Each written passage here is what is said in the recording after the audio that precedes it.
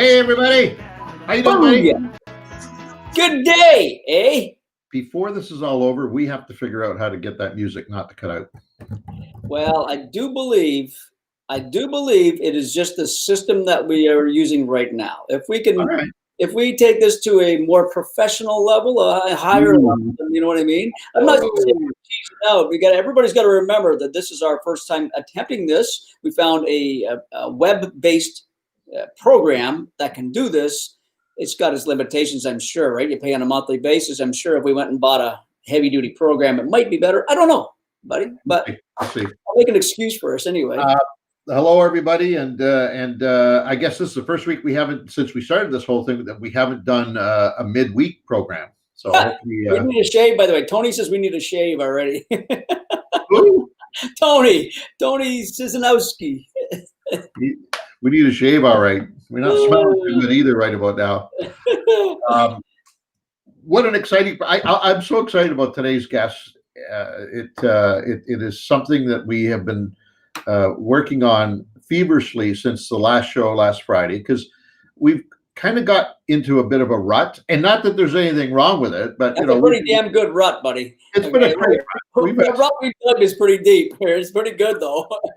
Outstanding guests, and there are going to be some outstanding guests coming up in the weeks ahead that we've already got lined up. But this one is extra special. We kind of thought, all right, so we've done this, we've done that, we've gone this route, we've talked about this subject matter, but we wanted to sort of go off of our beaten path just a bit with this week's guest. So let me just quickly give you a bit of a history. We first met through my radio program, Outdoor Journal Radio on the Fan 590. I was fascinated by this person because of a blog that I read that this person put up, and it was all about their desire to break away from the corporate world. So this person was a high-level senior executive in our community, Ontario, and finally had it. Reached all the pinnacles that most executives can reach, and finally, and always had a passion and a love for the outdoors and fishing. And so finally, this person said, "The hell with it." You know, what's that song, Pete? Take your job and shove it. Take this job and shove it, buddy. That's right. So that's what this person did. Took that job and shoved it. And that was a high-level job, right? That was a high-level job, high-paying job. Oh yeah, you'll hear about it here shortly. Said, "The hell with it. I'm going fishing," and literally sold everything, got rid of all assets, and went traveling around the world enjoying the outdoors. And I was so that when I read the story, I was just drawn right into it. I just loved the whole concept of it. And I reached out, and fortunately, that global trip jogging had almost come to an end, run out of money, and time to start looking for work again. And we started with a radio program that I did with this next guest, and have been fascinated ever since. So let me just say that today, her name, by the way, because yes, I've been saying, I've been using everything except this person. I keep hearing you say this person, this human being, this being. Sherri Haigh today is president of Haigh Communications. In other words, she came back, started the company. She is an international award-winning communicator and journalist, which you're going to find out pretty soon. 25 years experience in the field. As I said before, threw it all away and just went out and did what we all dream of doing all the time. And now is back joining the living. Let's bring her on. Hey, Sherri, how you doing? Hey, guys. Great to see you. How's it going, Sherri? Look at this. I'm out in the beautiful outdoors in Port Dalhousie, Niagara, so I'm doing okay. Wow. Nice backdrop, Sherri. Nice backdrop. I gotta get the theme going with the birds and the... Atta girl. So, Sherri, tell people, maybe we could start this off by saying how we kind of first got involved and met, and how you ended up getting my attention. Maybe you could throw that out. Right. Well, after I came back, I eventually got married and was complaining about, not complaining, but saying like, great, a wonderful person I'm married to. But for whatever reason, suddenly it's like either you're lucky in love or you're lucky in fishing, kind of like gambling. And I just hadn't been able to catch bloody fish, right? And so Angelo kindly sent me your Fishing Canada hat, Yeah. signed, and so just by chance I got it just as I was heading to a Jays game. So we're at this Jays game, hot summer day, and nothing, zero, no score, 3 innings. Finally, I thought, oh, for God's sakes, I put on the hat, and boom, a home run by the Jays, right off. And then, literally, the next inning, we're on the jumbotron. Yeah. Yeah. And my first fishing trip after that, I caught a gorgeous bass, which are my fish bass. So you know what? I highly recommend those caps. How much did he charge you for that cap, Sherri? Well, that's between Angelo and I. Okay. All right. And Might immediately have been some Niagara wine involved. No. That's right. That's right. Immediately after that, of course, you were a guest on Outdoor Journal on the Fan 590, and then from Yep. there, we've so. Oh, by the way, Sherri and I have known each other for 31 minutes, everybody, just to let you know. Yes. We're already fast friends. There you go. So we've got so much to talk about, but if we could just start, from the beginning of as far as when I started noticing you did what everybody watching Yes. right now has always wanted to do. I'm sure of it. We've all experienced that point in time where we said, the hell with it. I'm done with this. I am so finished with what I'm doing. I just want to get away from it all and go. Take us back to that point in time in your life. Well, I tell you, it was the best, experience you could possibly have. No regrets. I was actually back in Niagara at the time, and two friends were diagnosed with cancer. My age, and two back to back, and I thought, wow, life is short. And I've always done. I don't know. I bet there's a lot of people out there who, I went to journalism school, started working, then you have 2 to 3 week trip vacations a year, so you go on little trips. I didn't do that backpacking after school or anything. I never had that opportunity, so I thought, I've got to see Europe. Like, I've got to go. And I was single at the time, so I literally, you're right, sold everything, bought a ticket to Paris, starting off there, and had a room booked for one night. And I had no idea what else I was going to do after that, which was pretty scary. And this is in the days, of course, no iPad. I didn't have an iPhone, of course, and I had this gigantic laptop that weighed a ton on my back because I traveled with a backpack. So it was unbelievable to see. I ended up spending most of my time in Italy and a little bit in Spain as well. But the memories you make, and the people are so kind. They see a single traveler, everybody invites you to join them for dinner, drinks. I mean, I was never alone, really, and had the absolute trip of a life, like experiences I'll never forget. So it was well worth it. How long did you last before you finally said, "Whoa, what did I do here? I need to get back to work." Well, I mean, I had one moment of starting to question when I was maybe a month and a half, 2 months in, and it was my birthday. And I called my mom, and she was kind of sad, and I just thought, usually you have these big parties, and I thought, I'm all alone here, and I had what am I doing? But then, as it turned out, the local village held a birthday party for me, so that worked out. And then when my mom started getting a little sick, that's late in close to December, I decided I needed to come home. But it was when you don't know where you're going from one day to the next, and I just booked everything online and had no idea where I was staying, and it was a complete crazy adventure. That is great.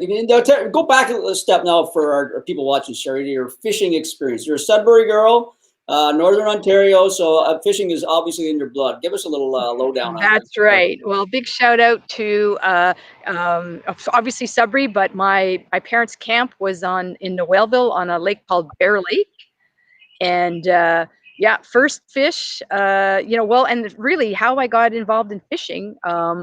My dad and my brother not at all, my dad a little bit, but there was a fishing rod in the shed at the camp that we bought. So I took it out and started casting with it. Oh, this is pretty cool. And we had an old rowboat, and my neighborhood friend came with me, and we're in this boat, and I cast, and suddenly, what the? And I whip up the thing, and in flies this giant pike, northern pike, and it's flopping around, and I freak out. I'm going, oh my God. And I'm screaming throughout the lake, and I'm screaming at my friend, remember his name was Robert, roll back. I want my dad to see the fish. And he's like, oh, I can't do it. It's so hard. And I'm going, what's wrong with you? And by the time we got there, which seemed forever, we realized the anchor was still on the boat, and we were to the shore. So this guy, and I got the fish out. My dad looked at it, and I was proud as a peacock. Like, that was it. I fished it. When I was at that camp, I fished almost every single day. I think every day. I just couldn't get enough of it. Atta girl. Yep. Now, let me say something before I answer. Sorry about interrupt you there. No, no. People watching, Sherri, just like with a very natural tone, called it their camp. So you got to remember that in Southern Ontario, it's called cottages. In Northern Ontario, believe it or not, they are cottages to us, but they're camps. They all just call it the camp. I learned that growing up because my mom's from Sudbury too, and they never called it go to the cottage. They look just like cottages, but never call it. That's right. A Northern Ontario person call it a cottage. They call it camp. We're going to camp. We're going to the camp or something like that. So just to straighten things out with people. That's right. Yeah, right. And I always know who's from Northern Ontario when they use the word camp. Exactly. Not summer camp. It was our cottage, but I don't feel authentic when I say cottage. I feel like as a Northerner, I got to say camp. But yeah, so people think it's a summer camp if you're from Southern Ontario. So. Right. I don't think I'd be speaking, out of line here if I said, Sherri, that for the most part, the fishing world, the fishing community is dominated by us knuckle dragging types. And I've had just so many wonderful opportunities to meet women that embrace fishing as much as most guys that I know. So I know they're out there, but for the most part, whether it's by design or just by chance, there's very little known or said about them. There's a few now that are starting to catch a bit of shine off the limelight and starting to get involved in the industry and whatnot. But we're still so far behind in that sense. We're so far behind other activities, whether it's golf, tennis, all the other big sports. Fishing is still kind of lagging behind for the simple reason that women don't feel comfortable, I feel, sharing their stories about fishing and getting dirty and catching a bass and really kissing it and releasing it, like all the all the things that guys do, right? Yeah. Talk to us about that. What can you share with us from your experiences as it pertains to fishing? Well, I guess I've always been one of those people anyway that I've done, I've started doing things that women didn't do. I was the first female to play on an all-male soccer team. So fishing was, I was a tomboy, right? And so I guess that was, if you were the little doll girl, fishing didn't seem to be the thing you do. I think things are changing, but, I was mentioning way back, 10, 15 years ago, I was traveling to Saint Cyr, Quebec, and wanted to go fishing, and booked a guide for a half a day to go fly fishing. And when I showed up, the guy's like, "Where's your husband?" And I'm like, "No, it's just me." And you got to use the accent, Sherri. Yeah, I know. He goes, never I take a woman alone in the bush, right? And he was like, and so I talked him into it, and then we're out in the middle of nowhere, and I'm alone with this guy, and I'm thinking, okay, maybe there's a reason why. But anyway, I caught a couple of fish, and he was like, a couple of my casts trying to get the fly fishing is a whole different experience, right? And he's like, oh, terrible, and then I got it, and by the end of it, as we're walking through, he goes, now we marry.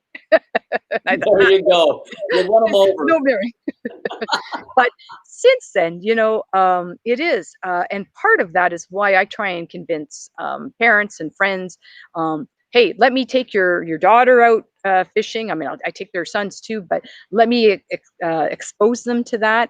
Yeah. And I think more and more it's the younger kids are okay with it and seeing the pleasure in it. but it is something we have to do more.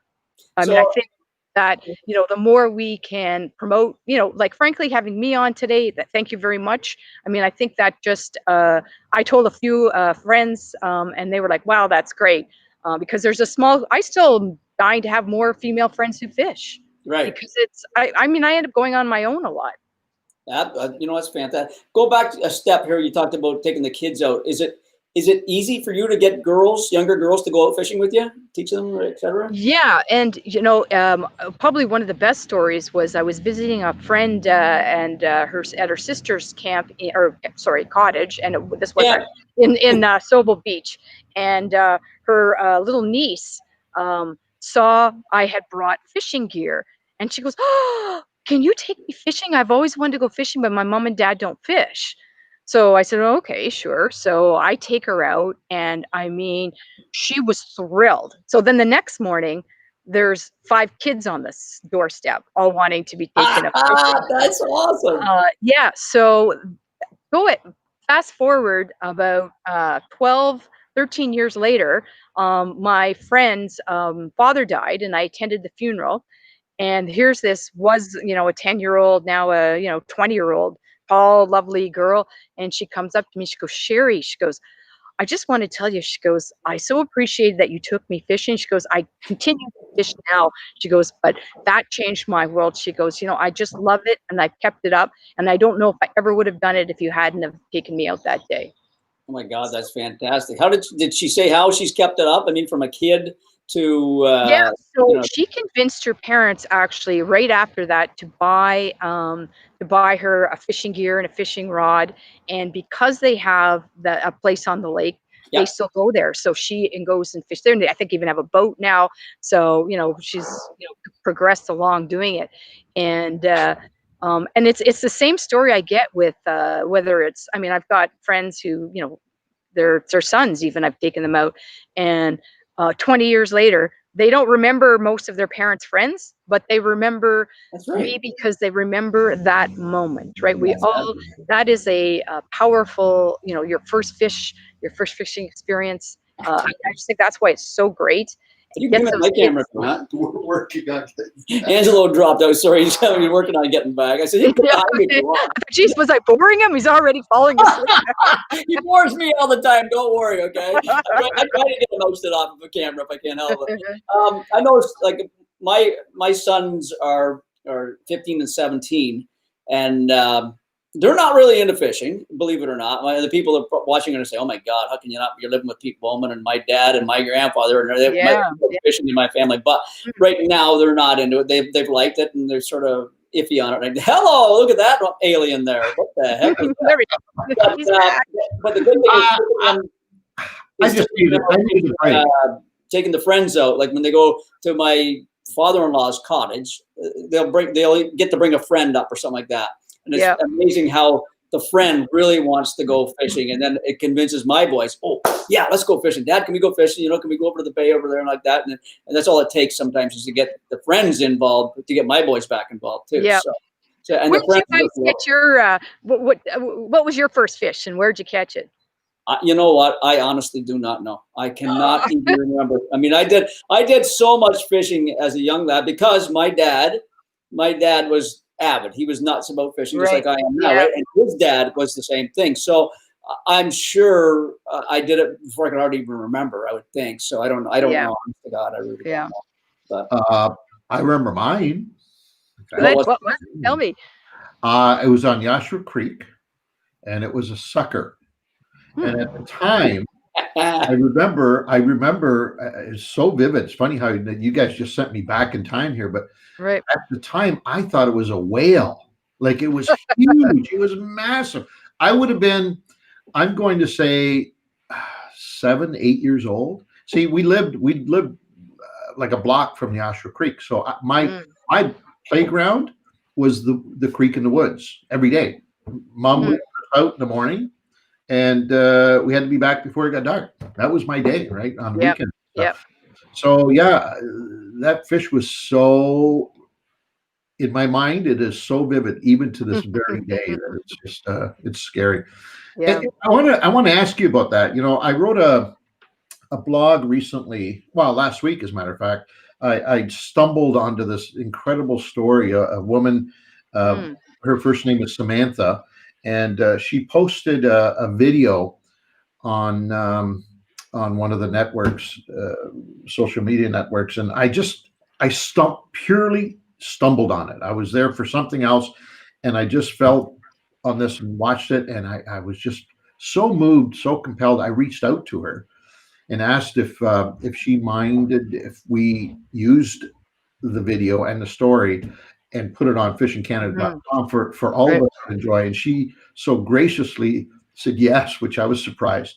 But it's a story of her, video story of her fishing with her grandma. And it's funny, the way it was shot, you never saw any faces. You just see it all from, as you know, the fly in the wall. They're on a riverbank and the camera's behind them. So you just see, them interacting with no faces. And after a while, grandma catches a fish and brings it in and lips it. And that was the end of the video. But the story was that this was the last time that Samantha and her grandma were able to fish together, because grandma passed away 2 months after that video was taken. And it was such a compelling story. Yeah. And here's two women, not one, two women Mm. in a fishing scene that That's totally fantastic. captivated everybody. Yeah. And that's why I think it's so important that we have people like you on our show to be able to bridge that, because fishing, I'm proud to say that, in the 40 years that Pete and I have been doing the Fishing Canada, of 38 years that Pete and I have been doing the Fishing Canada show, we've been fortunate enough to have been invited into pretty much every household in this country via television every Saturday morning.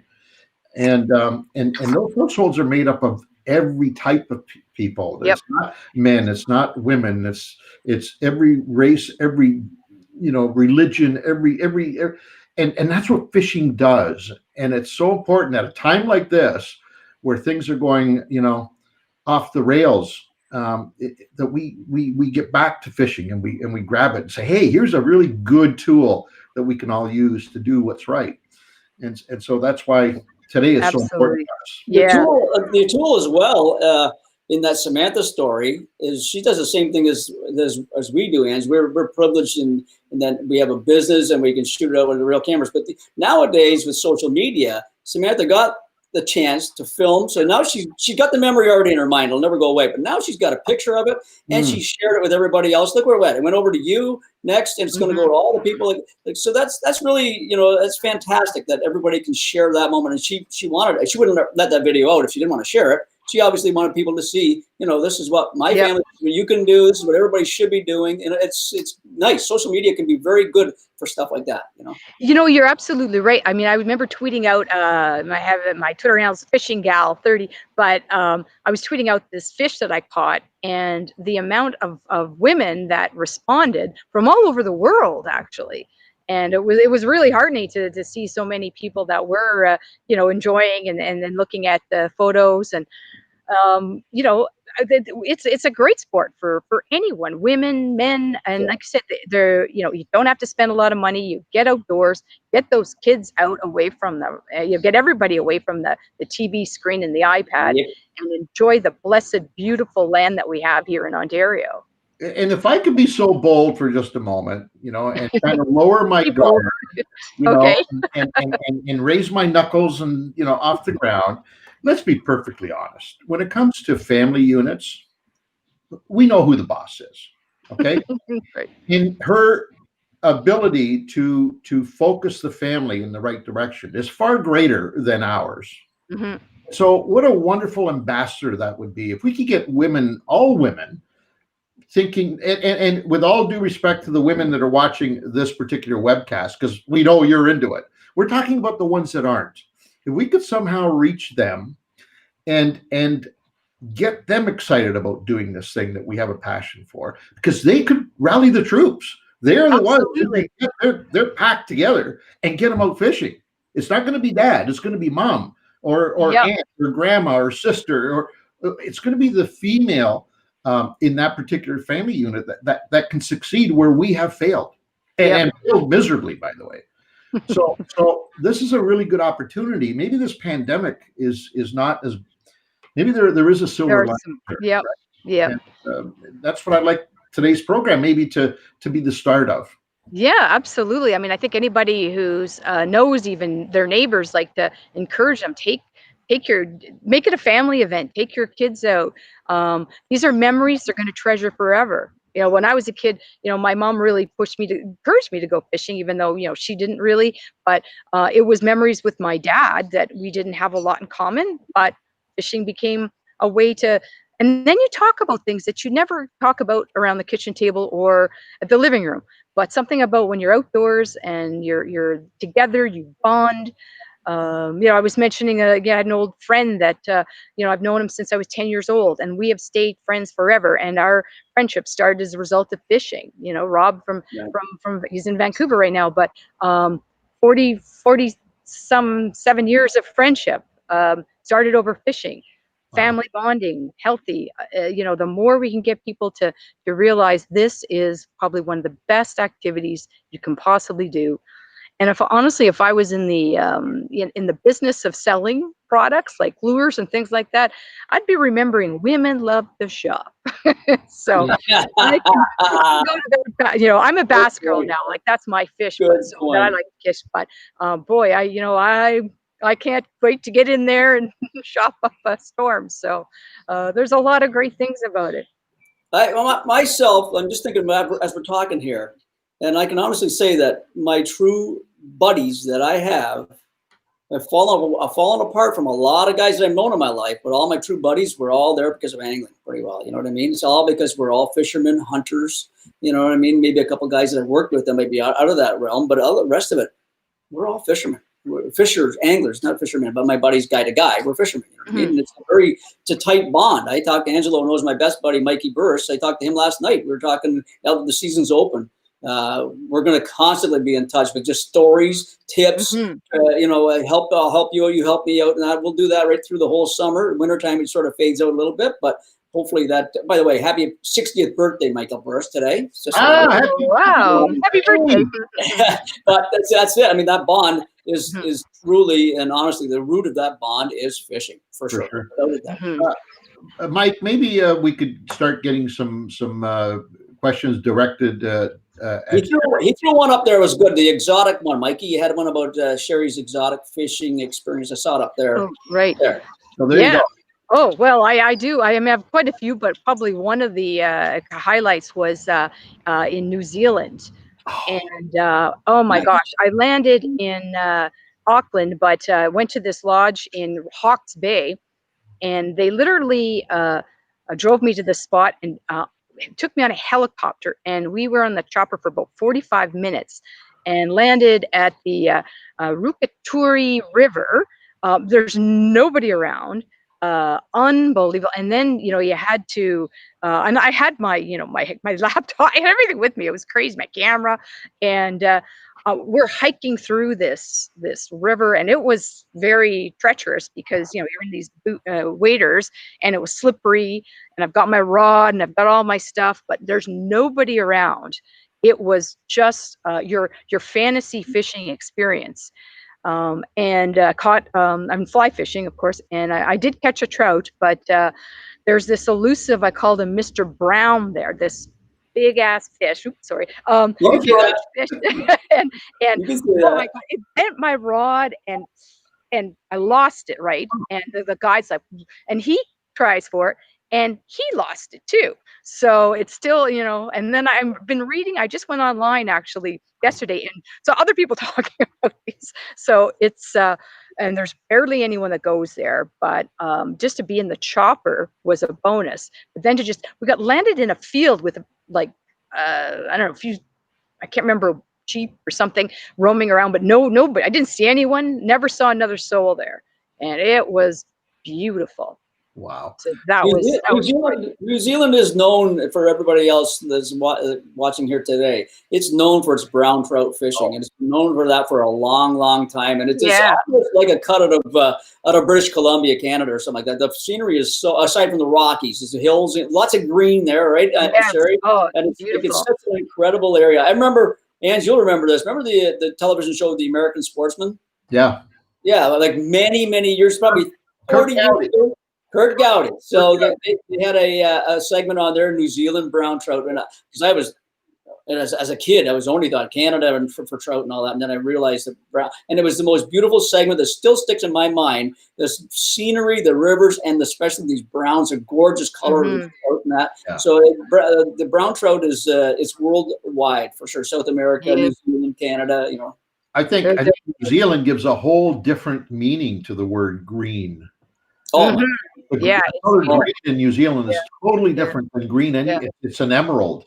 Green. It's spectacular. I also just got back in January from Panama, and we had to boat through the Panama Canal in a little tiny 14-foot aluminum boat while these major freighters are coming. And I'm thinking, and the wake from those, I thought it was going to tip us over. Oh yeah. And then there's a little lake just off of it, and it was full of peacock bass. So that was fun too. You know, just another different experience. But I try to weave in fishing into trips because, and frankly, those always end up being the best parts of the trip. Oh, yeah. Maybe that answers Calvin's question about the most exotic fish that you have ever caught. You told us about the one you didn't catch. He wants to know what you've ever caught. Maybe. Yeah. Well, my first big fish was a 9-foot sailfish in Manzanillo, Mexico, and that was it was at we docked at Las Hadas. Anyone who remembers the movie 10 with Bo Derek, that was, which most guys do. That was where we went fishing, and like 2 hours of just trolling. I thought, oh, for the love of God, we're never. This is a ripoff. And then bang, this thing, and I look down in the distance and I see it fly out of the water. Yeah. And I'm like, is that on our line? And he goes, oh yeah, and they're all excited. And 45 minutes later, trying to reel this thing out. I moved my arms the next day, but it was a beauty.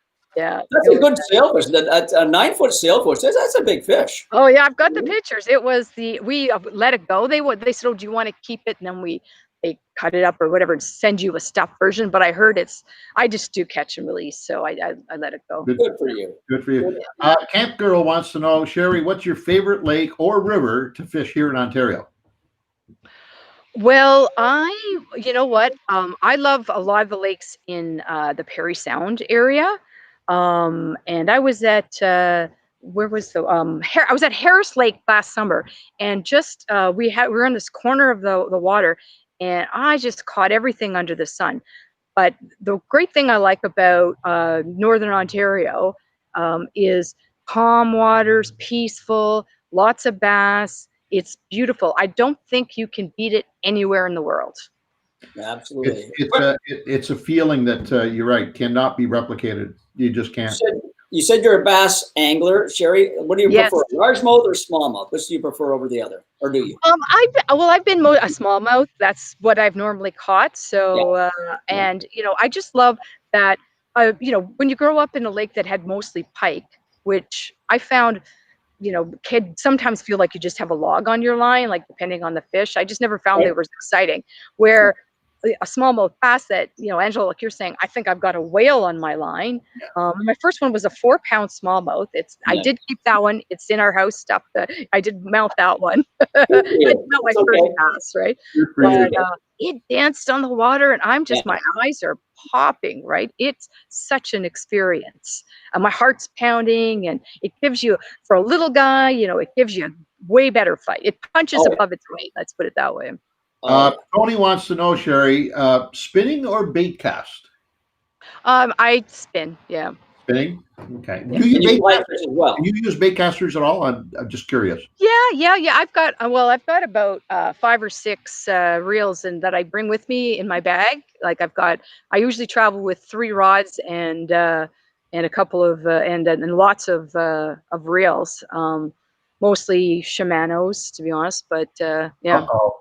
There's a plug. There's a shameless plug. No, it's fine. No, I don't get anything for that. They weren't free. I paid for them at an auction. Good for you. Good for you. Tim, who's a regular here with us every week, wants to know, do you do seminars for women or girls groups or that kind of thing?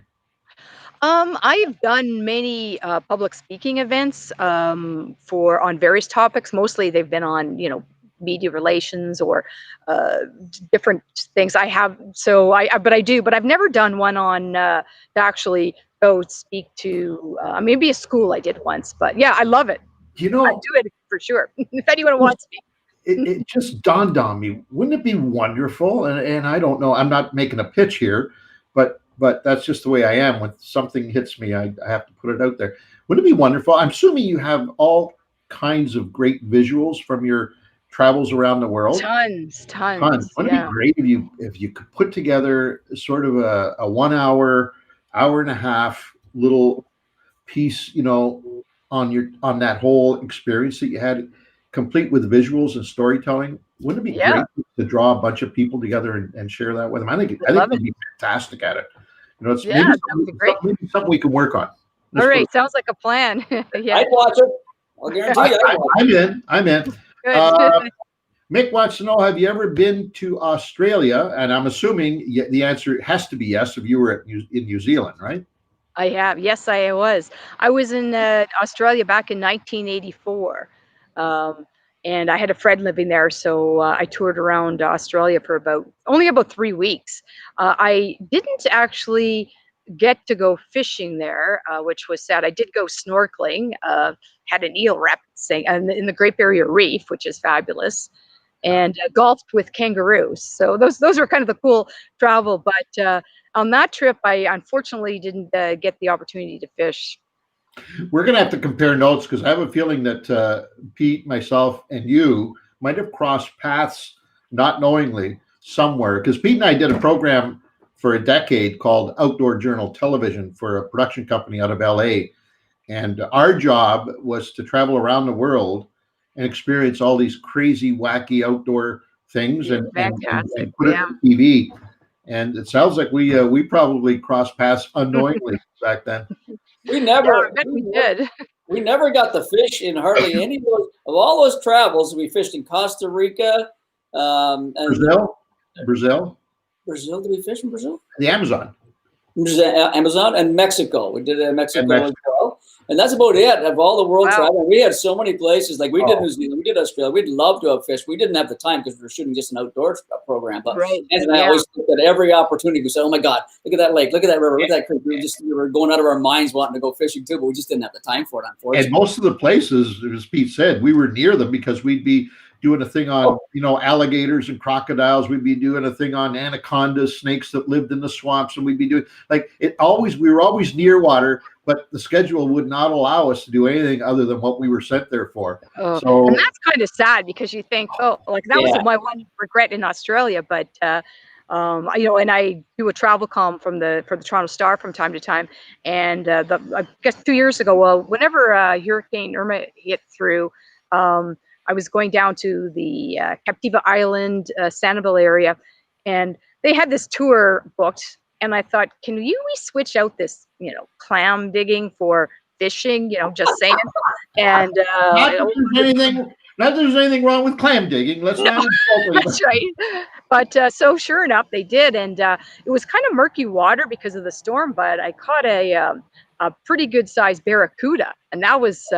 And they're, not, can't do anything with them, but it was just kind of a cool fish because they are so nasty. The teeth on them are huge, right? Oh, yeah. But, that was pretty fun too. But try and leave them in. Tony wanted to know, just prior to Chris saying, great show, he loves the new perspective. Tony wants to know, have you ever fished the St. Mary's River up in the Sioux? No, I haven't. But you know what? I've got to because I actually have a client in the Sioux, and I was born in the Sioux. So thank you. That's on my list. It's an amazing fishery, Sherri. It's one of those places that you don't know about. It's not really talked about a whole lot. It's got more species, and it's got the best run of Atlantic salmon in anywhere interior of Canada. It's got largemouth bass, smallmouth bass, giant walleye, steelhead. It has got almost everything. It's such a phenomenal fishery, all right there in the Sioux. It is that good. Cool. And don't forget, it has a casino right there too. That's right. As well. Definitely has a casino. So I'm always good for a few donations there. Exactly. Gary Kite, Pete, Ange, he's obviously a carp angler. He's saying the carp are booming in the Trent today, but he wants to know, Sherri, have you ever fished for muskie? Yes, in Bear Lake in Noelville, the lake that my camp is on is full, a lot of muskie. Um, I lost, had a muskie just right up to the close to the shore, and I don't know, for whatever reason it did something like it spin, and it cut my fingers actually got cut on the line, and I guess it chewed off the line, and that was it. So I didn't catch it, but I would love to catch a muskie. And I believe, if I'm not mistaken, Angelo, tomorrow is opening muskie. Is it not around here? I'm pretty sure tomorrow's opening day. So there's going to be a lot of muskie anglers. Maybe that's why he's asked the question. There's going to be a lot of anglers. They're very cool fish, Sherri, and they can be that fish of 10,000 casts. So if you're going to go for them, you got to be prepared that they're not like pike. I mean, you're looking for a big muskie that, that you're working 40-inch plus fish is what you're looking for, a 20-pounder or bigger, right? And they can be for a fish that can bite right beside your boat, watching you. You're thinking, oh my God, he's relentless, but they can be so finicky as well. It's a neat fish. So you know what we should do, and the three of us can make this happen. I think it'd be a great Fish in Canada episode. Take Sherri down on the St. Lawrence and introduce her to some of those giant muskie. Oh my God. I'm in. I'm so in. We got our good friend Ted Putnam on the line with us today. He is, of course, owner of I keep saying it, the best walleye fishery north of Bay of Quinte, in my opinion, Hawk Lake, and he wants to know. Hawk Lake Lodge is revered as one of the top fly fishing camp in the real sense of the word, not your sense. Operations in North America. In fact, it's recognized by Orvis as the best in Canada. Mm-hmm. And he wants to know your thoughts on fly fishing, because it's the fastest growing sector of the fly fishing industry is women. And he wants to have your thoughts on that. Well, that's a great question, because it is. And I think the great thing with fly fishing is it's much more of a skill. But just getting the opportunity to learn about it. And actually how I got into fly was I was living in New Brunswick, and I went to a fly fishing school for women in the Miramichi. And and what a great place to catch salmon. But I think we need to talk more about fly fishing, and to be going and visiting that lodge and talking about it. Maybe that's my next travel story, because that is such a great experience, and it's an art. It really is. Yeah, it is. And we need to, but it's getting people comfortable to learn about it, because it can be pretty embarrassing when you're, starting to, it's a different type of style of casting, obviously the arm as opposed to this, and, you don't want your fly in the tree behind you. So, and I think that's where you might get the sort of a little bit of a reluctance, and where we need to push is, include in it, hey, we're going to show you how to fly fish. And once people get, it doesn't take long to figure it out, but it does need a little bit of time and space. But what a beautiful, beautiful sport, and no better place to do it than here in Ontario. Would you think it's a bit of a disadvantage for a woman to take up fly fishing than it is a guy, because of the physical aspect of it, or do you not see that at all as an issue? No, I mean, I don't see that necessarily. I mean, where, it was a little tricky was, like, for example, when I was in that river, and it was like heavy slogging. So it was a workout, that's for sure.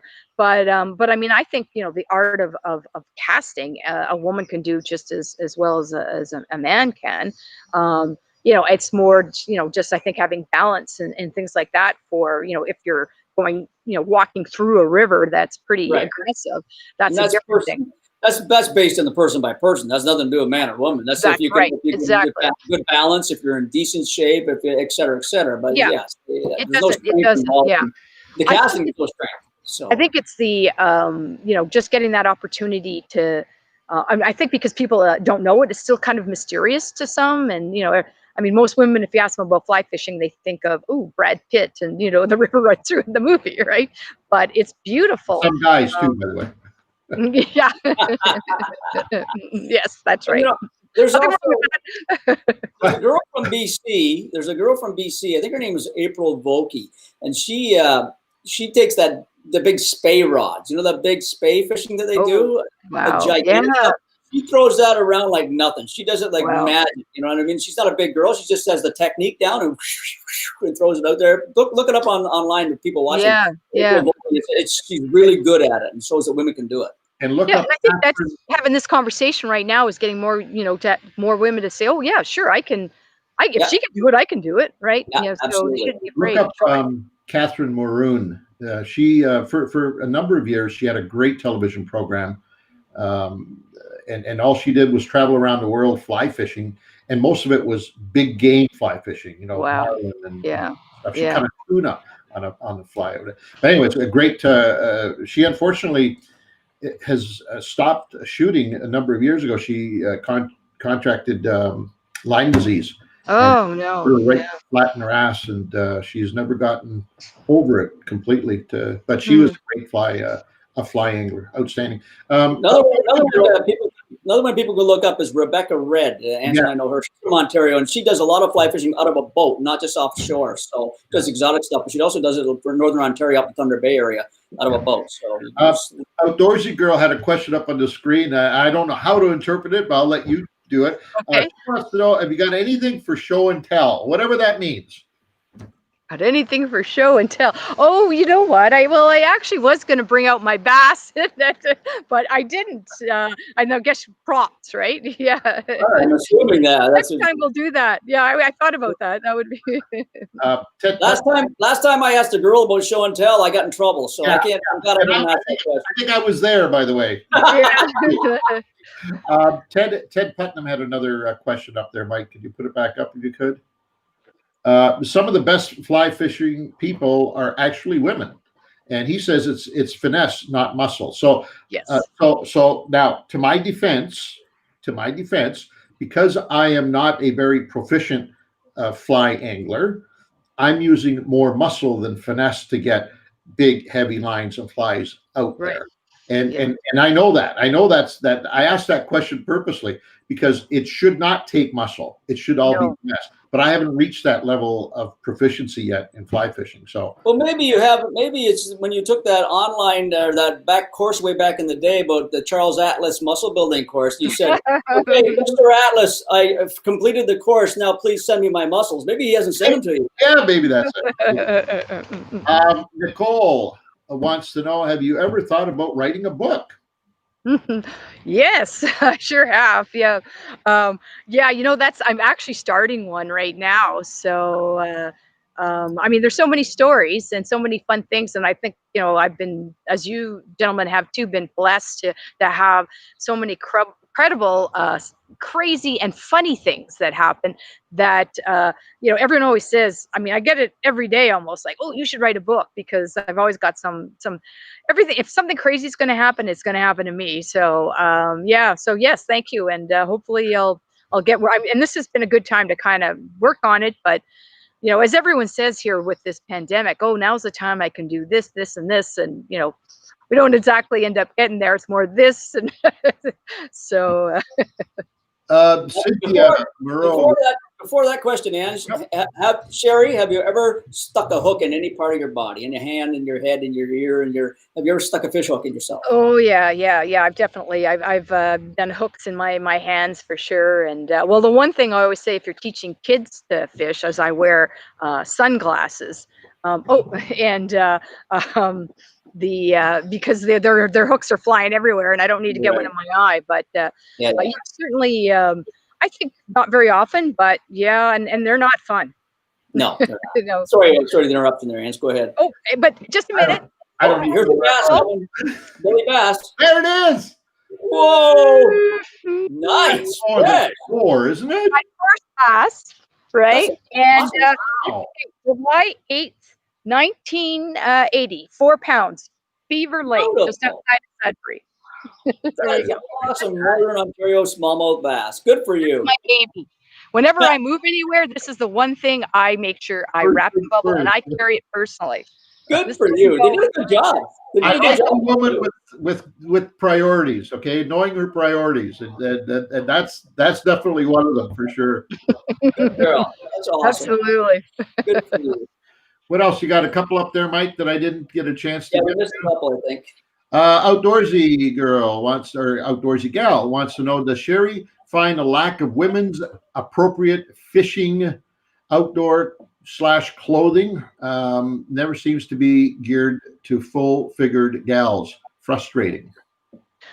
Yeah, it's true. Well, I find like t-shirts are always the man's t-shirts, and then they're too tight, and um, yeah. I mean, I think that's, if, like I said, I go back to, it's a great question, because I go back to women are shoppers, but also we are more conscious that when we go fishing, that for some of us, we want to still look okay when we're fishing. I've been on a lot of dates fishing, so I'd like to wear a nice outfit, and yeah, there could be more for sure. So all you guy retailers out there who are designing clothes, start thinking about the ladies here. We'll spend the moolah. Only a woman can say, I've been on a date fishing, because a guy would never have the balls to ask a woman out on a date and go fishing. But a woman could get away with it, because the guy would say, yeah, I'm in, right? Well, and what's funny? So when I was single, I had Fishing Gal was my main name for everything. But and I had so many guys that would say, oh, that was very interesting to them. But some of them even faked it. I went on a date with a guy, and he had a fishing rod that still had the price tag on it. And so I just, so he was pretending to fish. So it was the other way around. That's awesome. You know you're hot when, girlfriend. Yeah, and then I met my husband because his name was the Incomplete Angler, which I thought was about fishing, but it was actually a literary reference. But anyway, we still ended up. We'll go back to Outdoorsy Girl's question about the women's clothing, just to let everybody know a little inside intel. Fishing Canada, and Sherri, you won't know this either. I think my buddy over there, Mr. Viola, his dream will be to go fishing in a pair of Lululemons, just to let everybody know, because he always talked about he wants to wear them. Thank you for bringing that out, because I wouldn't have had the courage to do it. But exactly, a great feeling, guys. That wouldn't be a great sight, I'll tell you that. You and a pair of I'm going to swim with muskies. No, thank you. Mike, what was the question just before this, Doc? We'll come back to Doc D here in a second. You had another one up we never got a chance to. That was pretty. So Cynthia Moreau says it's the year 2020. Companies have to realize the female fan base is exploding in this area. I'm assuming this area we're talking about is fishing and the outdoors, and she's absolutely bang on. We just need to be able to, and I hate using the word embrace because it's way overused. We, the rest of the community that is non-female, needs to embrace it. I know we all like to say, oh yeah, it's so great. Oh, it's wonderful. But then when you say, oh, you want me to take my wife fishing? We need to get over this. Yeah, we do. And we also need to use our famous excuse is, well, what happens when she has to pee? Mm-hmm. Like, that's the excuse for not taking a female angler out on your boat, apparently. That's the big excuse. Yeah. Well, we need to get over that. We need to stop using that, because it is an excuse. It is an excuse. Most guys, Sherri, I'm telling you, most guys are afraid that they'll get their ass handed to them if they take a word out on their boat, because all the stories you hear is that women are always out fishing guys anyways. So yeah, and it's the same with both. And yeah, so it's true. And just like, give us a chance. Like I've been out many times where guys are talking about, oh, let's go fishing. I'm like, okay, what about me? Or ask my husband to go, but he doesn't fish. I do. Like, he does a bit, but I'm the fisherman in the family, right? And so and just make it more inclusive and more comfortable. And I think more women go, it's just going to it's going to keep growing. But we just have to keep it as it's not unusual. This is the new world. We love to fish. We're good at it, and we make great company on the. I don't ask, and I'm not sitting there. I think part of the thing too is this old sort of feeling that, oh, well, she's going to want us to take the fish off the line, or she's going to want us with the worm. Like, no, we'll do it. We'll do exactly what we need to do. Exactly. Yeah. Doc D agrees with us, by the way. She says, what a great guest. Sherri's hilarious. Thanks for bringing her on board. To have her as a Fishing Canada guest, which I believe would be really special, would be a much anticipated show. I'll be waiting for this to happen. So, great. Thank you. Great That's great. We also, you gotta, in my world, okay, I have to realize, so when I ask my wife to come out fishing a lot, and she likes fishing, but it has to be specific. She like to go for panfish, for crappies or something like that. So I fished for the first time last weekend this year. I took Lisa and I went out for a little day on a Rice Lake, and by saying, I knew if I said to her a month from now, hey, let's go bass fishing, she'd say, nah, no thanks. I go out for too long a day. I'm too serious at it. I always want to learn more, et cetera, right? So it's not really fun for her, even though she can lay in the sun and absorb and read a book and all that. So you have to really plan your trips properly too. You can't go in gung-ho if you're a real hardcore guy, a real hardcore muskie guy, and you're going to be throwing these giant baits out there all day long. Well, a person that doesn't fish, a woman that doesn't fish, anybody that doesn't fish doesn't want to go do that very long. It's like a kid. Yep. It's like my boys. Yep. You have to make sure they get out there and catch some fish and have fun at it, right? So I love taking my wife fishing. It's just I have to make sure it's going to be a fun day on the water and do it right, and then she'll want to come back more and more and more. So you have to be careful. It's just once they get a taste of it, and then like I have the opposite problem where usually I'm the one that wants to stay on the water and people want to go home, which is I actually end up fishing alone a lot, and even my friends are going, well, I don't know why we shared a cottage with you. We never see you because you're out you're gone all day, right? And I'm like, I'm so happy. I am in my happy place. Good for I don't you. even care if I'm just happy to be on the water and fishing. Yep. It's not a bust if I don't catch a fish. I'm still happy. Yep. But Sherri, you grew into that, right? This was not, something that happened overnight. This came over years of experiencing fishing. Yes. If we're talking to women that are borderline anglers and or never experienced it all, what Pete said is very important, because we have spent years talking to parents about the importance of taking kids fishing and letting them experience fishing at their pace. Yes. And we've always used the word kids when we were prefacing that message. I think we need to change that message, not from kids to new anglers.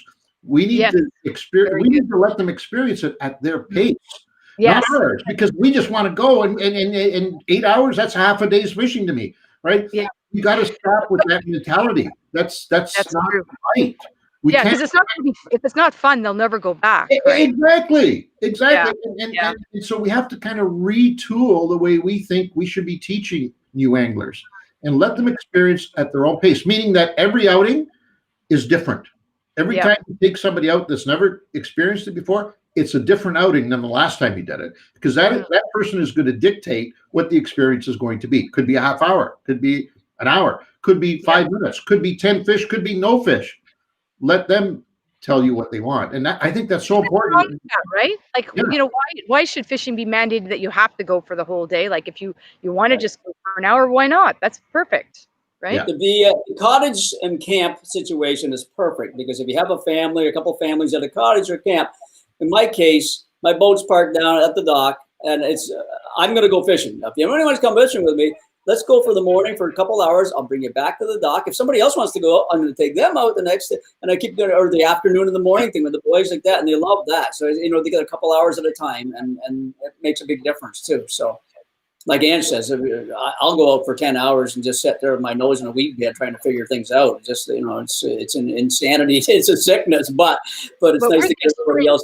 Yeah, we are the extreme. And the other thing about with Sherri, and people need to realize this, is that a Northern Ontario girl is like no other, okay? They have grown up with fishing, and they have it in their blood, and they're not going to get rid of it. I swear to God. It may sound like a cliche or something like that, but a girl from Southern Ontario that has lived in the city, in Toronto her whole life and never even seen fish, she doesn't know what fishing's all about. Like a girl like Sherri has grown up with it from a baby all the way up, and that's my life, and that's why she loves it so much. It's in her blood. So yeah, it's true. There's that hardy stock that comes from being a Northern Ontario. I mean, I had to pick my own worms under the rock, so I waited for it. And we had a camp our camp for the first few years had just an outside toilet. So we'd go in the winter, and you had to pick the ice off before. I mean, it slept in your your snowsuit. I mean, it was all rugged, right? So, which Yeah. people now, because I like to stay in nice place. Like, don't get me wrong, I like the good life now. Yeah. Too, Right, but, right. One of our regulars, Calvin, just admitted the truth. This is like putting your hand up in class. He says, every time I go out fishing with my wife, I get schooled. Attaboy, Calvin. You mentioned bonding. Yeah, you mentioned about picking your own worms and taking your fish off your own bait. I think certainly in my case, the women that I've met that have embraced the outdoors and in particular fishing, they wear that as a badge of honor. They can't wait to show guys, hey, I can pee in the woods with the best of them. And I think that's really important, right? Because most guys can be rather intimidating. So my next question to you, I want to hear about your most outrageous story. I know you told us about the guide fly fishing in Quebec, et cetera. What's your most outrageous story that you could share with us about a guy and interfering with you in your fishing? Well, I mean, it actually wasn't even, I had I used to play, I lived in Lindsay for a little while, and I played on a ball team. And because I love fishing there, some of the guys kind of made fun of it. And I had this fabulous t-shirt that had a bass on the back of it, right? So I'm playing baseball, and when I'd lean down to catch the ball, the Yahoo and the elk would go, "Nice bass," and everyone would laugh, right? And I finally turned around and drilled that ball at him, and he shut up after that. Nice. Good for you. Good story. It was like you're making fun of me because I like fishing. Like, give me a break, right? So Yeah. anyway, you messed with the wrong gal. That's that another Northern Ontario thing coming back in again. That's it. I hear you. That's it. I'm Toe Blake's niece, so I come from hard stock. Pete, speaking of hard stock, Pete and I fished a tournament series for about a decade in the eastern part of the province on the St. Lawrence, and for years and years and years, there you would see the odd female attempting to break, because that's a really difficult circle to break, is the professional tournament circle. Yeah. It's really male dominated, right? But it was refreshing to see the last couple of years, both 18 and 19 either had a woman winning the event with her partner or finishing in the top 10. And that was, we could see the handwriting was on the wall when that started happening, getting our asses. And you know what? Yeah, it was, personally, I guess you could say it was humiliating. Here we are, the big, tough, mean professionals, been doing it for half a century, and some young little girl steps up onto the platform and whips our butts. And yeah, it takes a little bit of, sucking back and reloading on the part of my group, but it's so important that we do that. It's so important that we break that gender barrier when it comes to fishing, because as I said earlier on, I think fishing as a community needs to be embraced by women. Women need to, I'm not saying take it over, although that might not be a bad idea, because we haven't done a great job of it, but certainly I think they need to be a part of the program. And I really sincerely hope that maybe this pandemic will start that. And I think people like yourself really help make a difference, just promoting it and supporting it. And I think for women out there, what maybe we need to remember too is not to get, I mean, when I was young, when I got, annoyed with that guy, because he was insulting, but it's just to kind of, ignore it. Like, it's more about them than it is about you. And hopefully have enough other males in the industry to support us, that together we do it, and don't get, deterred by someone else's. So you don't recommend carrying around a hard ball for women, just in case somebody gets mouthy. No, that was a moment in my youth, but yeah. I have to tell you something, and Pete, maybe you can bring your perspective to this too, though. One of the things about the guys getting together to go fishing that we need to kind of rewrite without losing it. We just need to rewrite the script a little bit. We love kibitzing. We love joking. Pete and I are busting each other up all the time. It's constant. Every move we make on a boat, and God only knows we spend a lot of time on a boat together. Every move is prefaced by some kind of dig or a little bit of humor, a little bit of fun. And I think we need to rewrite the script. There's no doubt about it. But I don't think we can lose that. And I think we just need to bring women into that world, because women are a hoot. You guys are funnier than we are. So why not try and bridge it by you know what I mean?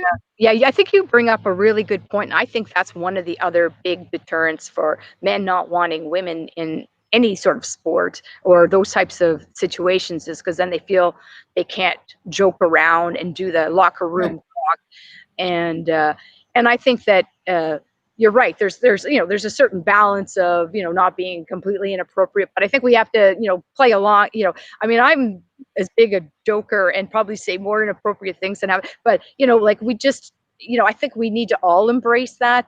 I mean, we've gone so far the other way, and to be honest, in some respects, it does hurt us a bit, because it's like now they close ranks, where we've made a lot of progress on managing things that have been wrong and inappropriate.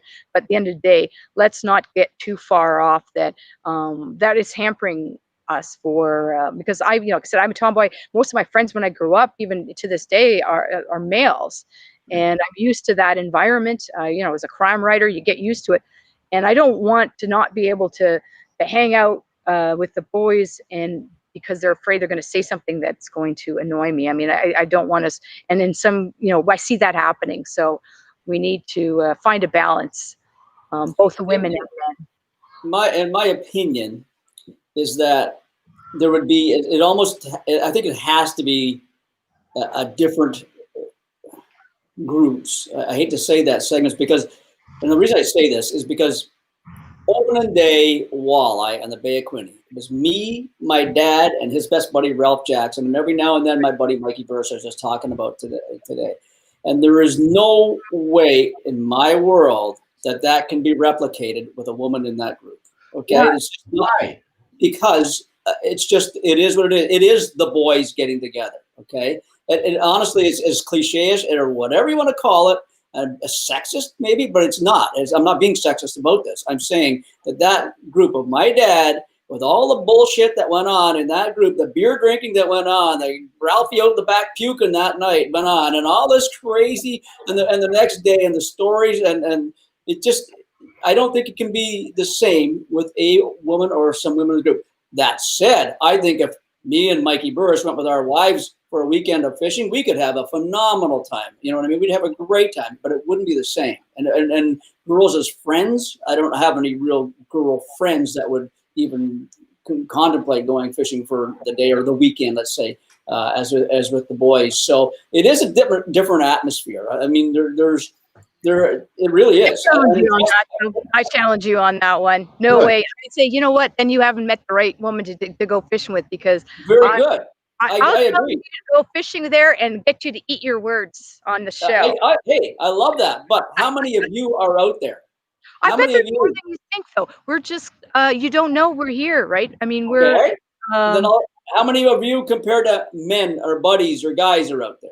Okay, I've lived in a guy world my whole life, and the fishing and all that. I worked construction for so many years, and there was the odd woman that was on the crew like that. You know what I mean? And they were great. I love these girls. The room changed when that girl walked into the lunch room. Of all the guys, when that one girl walked in that room, we all changed. Even on construction sites, the F-bombs were flying. Except that was more of a respect thing to it of us too, right? But it did change.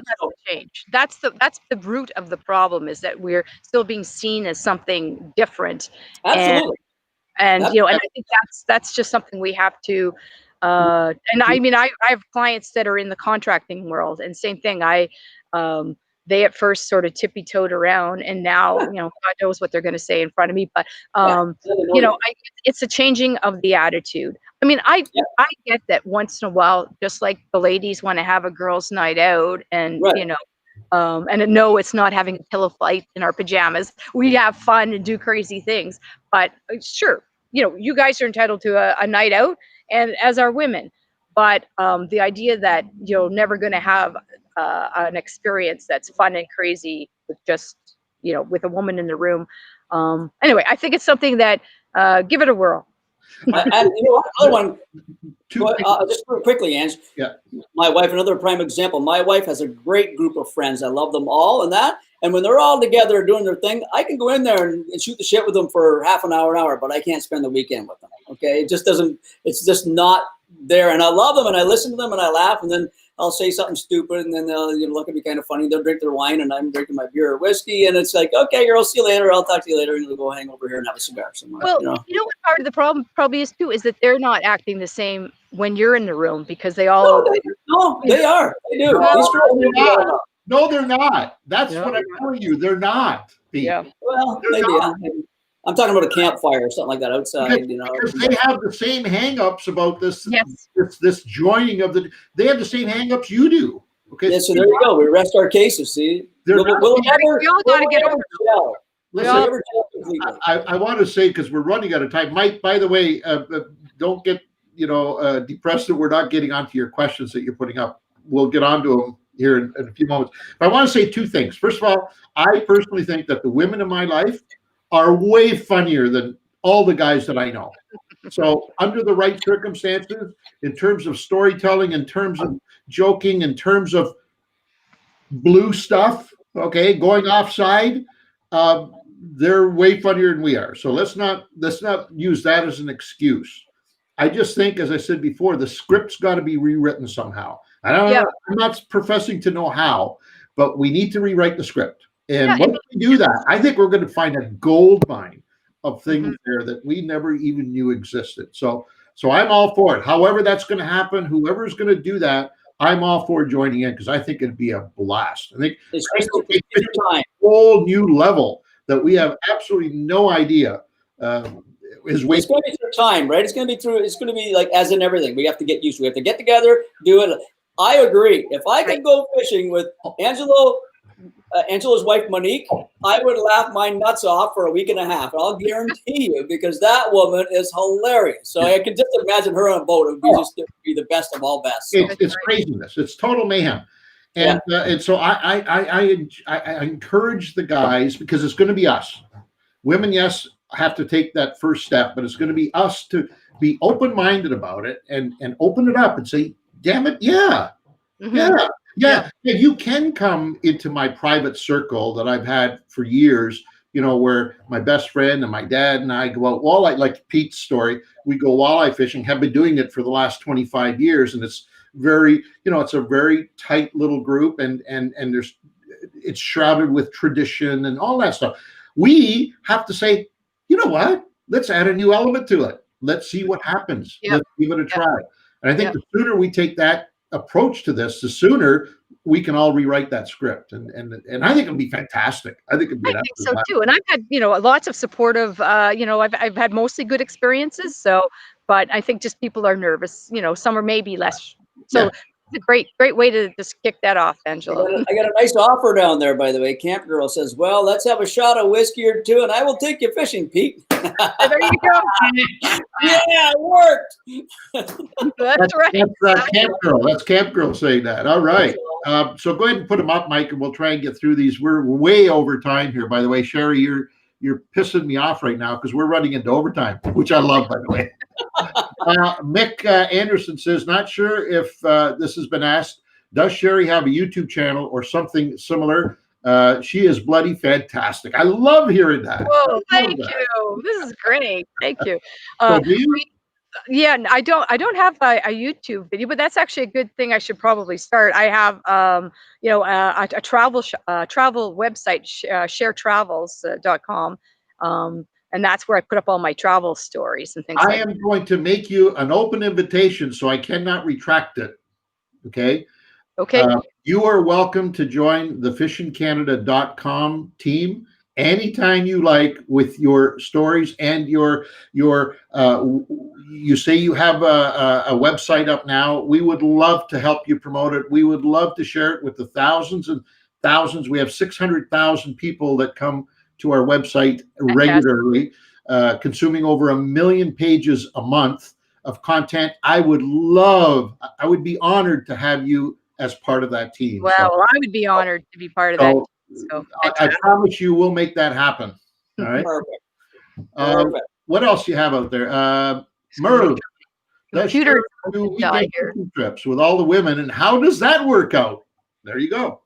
Sorry, I missed that question. So do you do weekend, like Pete's little group that he goes with, do you do weekends with the girls fishing? Well, I have 1 or 2 friends that I've done that with, but mostly, unfortunately, that's why I'd love to find more girlfriends that fish. We do camp cottage getaways every year, and I'm on my own fishing. So Have you ever advertised for it? No, I guess not. So maybe that's and sometimes it just doesn't come up in a conversation, and then find out, oh, you fish, and then okay, let's go, right? So it's something to do.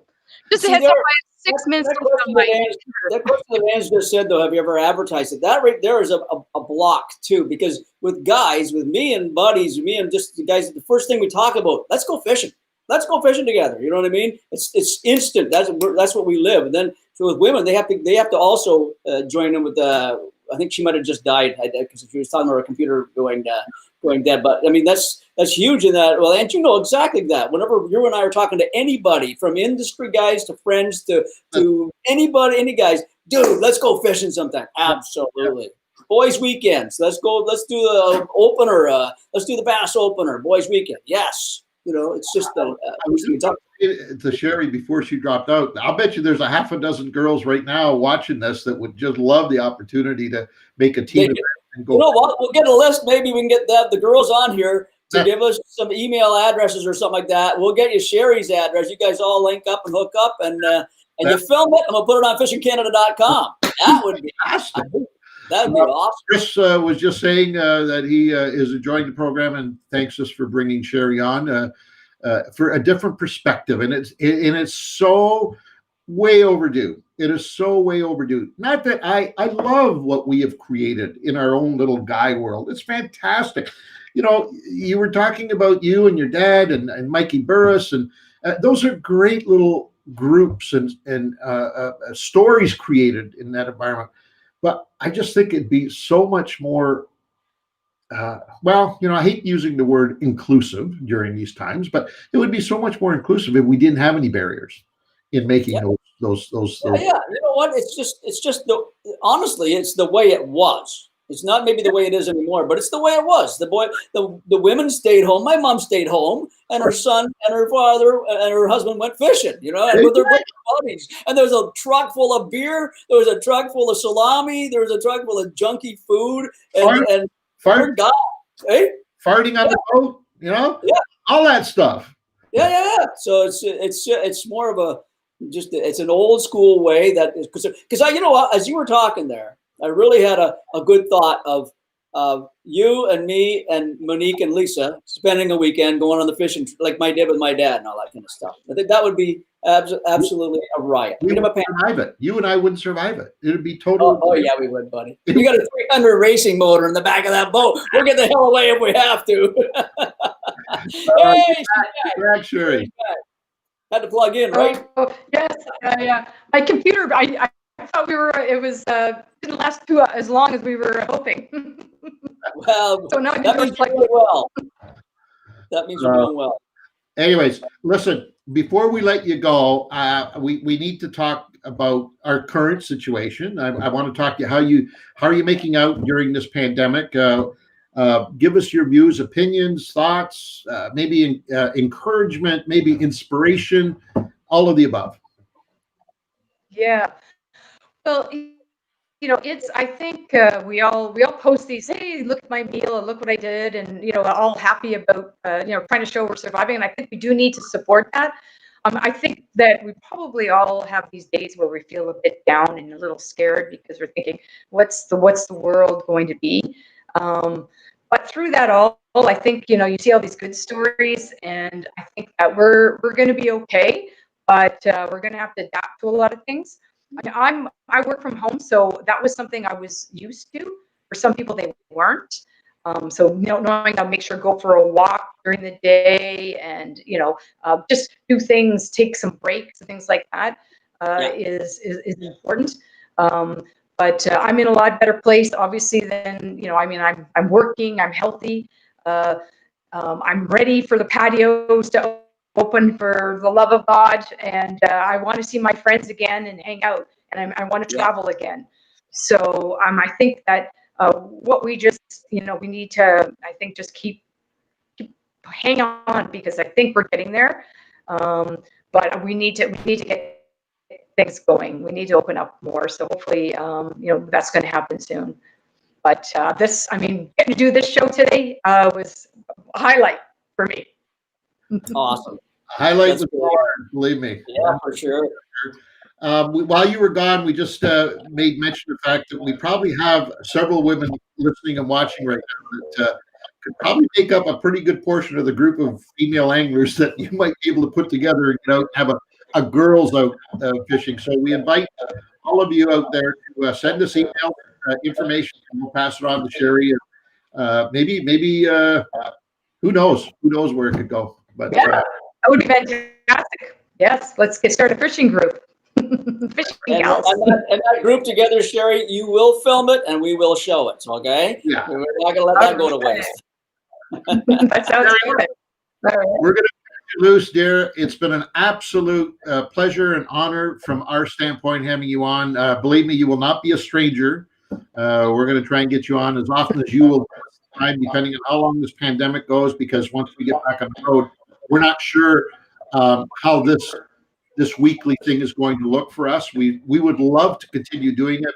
I just don't know whether it's going to be possible once we get hitting the ground. But as long as we do, we would like to have you as a guest here as often as we possibly can, because you've been an absolute breath of fresh air.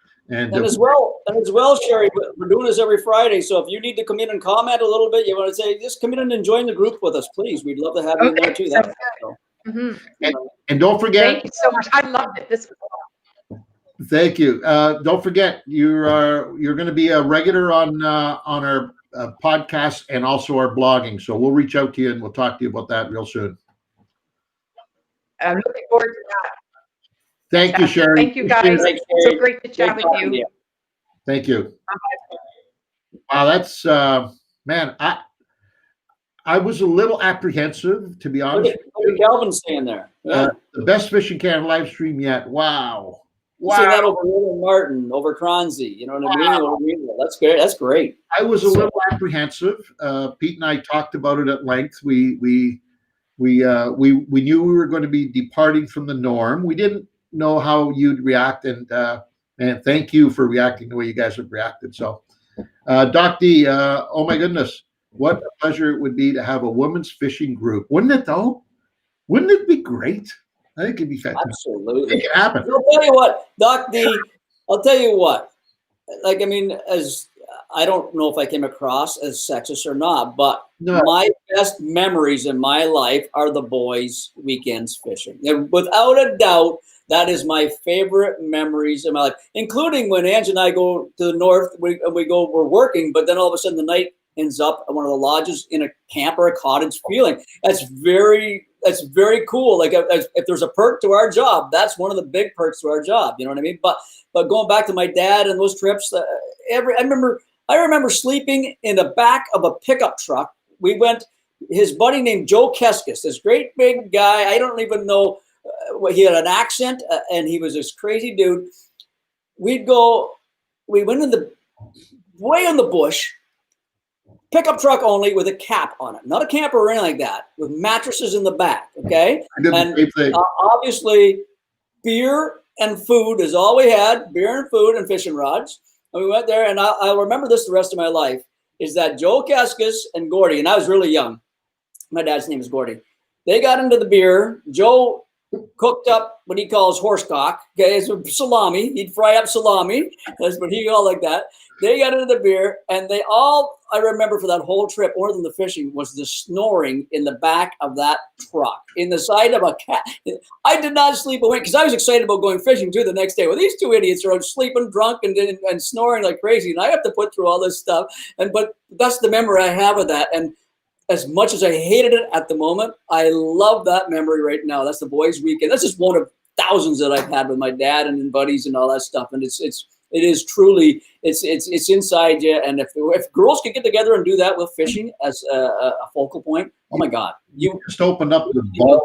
You just opened up the vault for a lot of us there with that, Pete. You know, I mean, we're all probably going back now into recollection of those similar stories, and they're so special. Every one of them is just I mean, it's just as you were talking, I was painting it, I was seeing it, I was feeling it, I was hearing it, and it's funny because only fishing can bring those stories out, and that's what's special about it.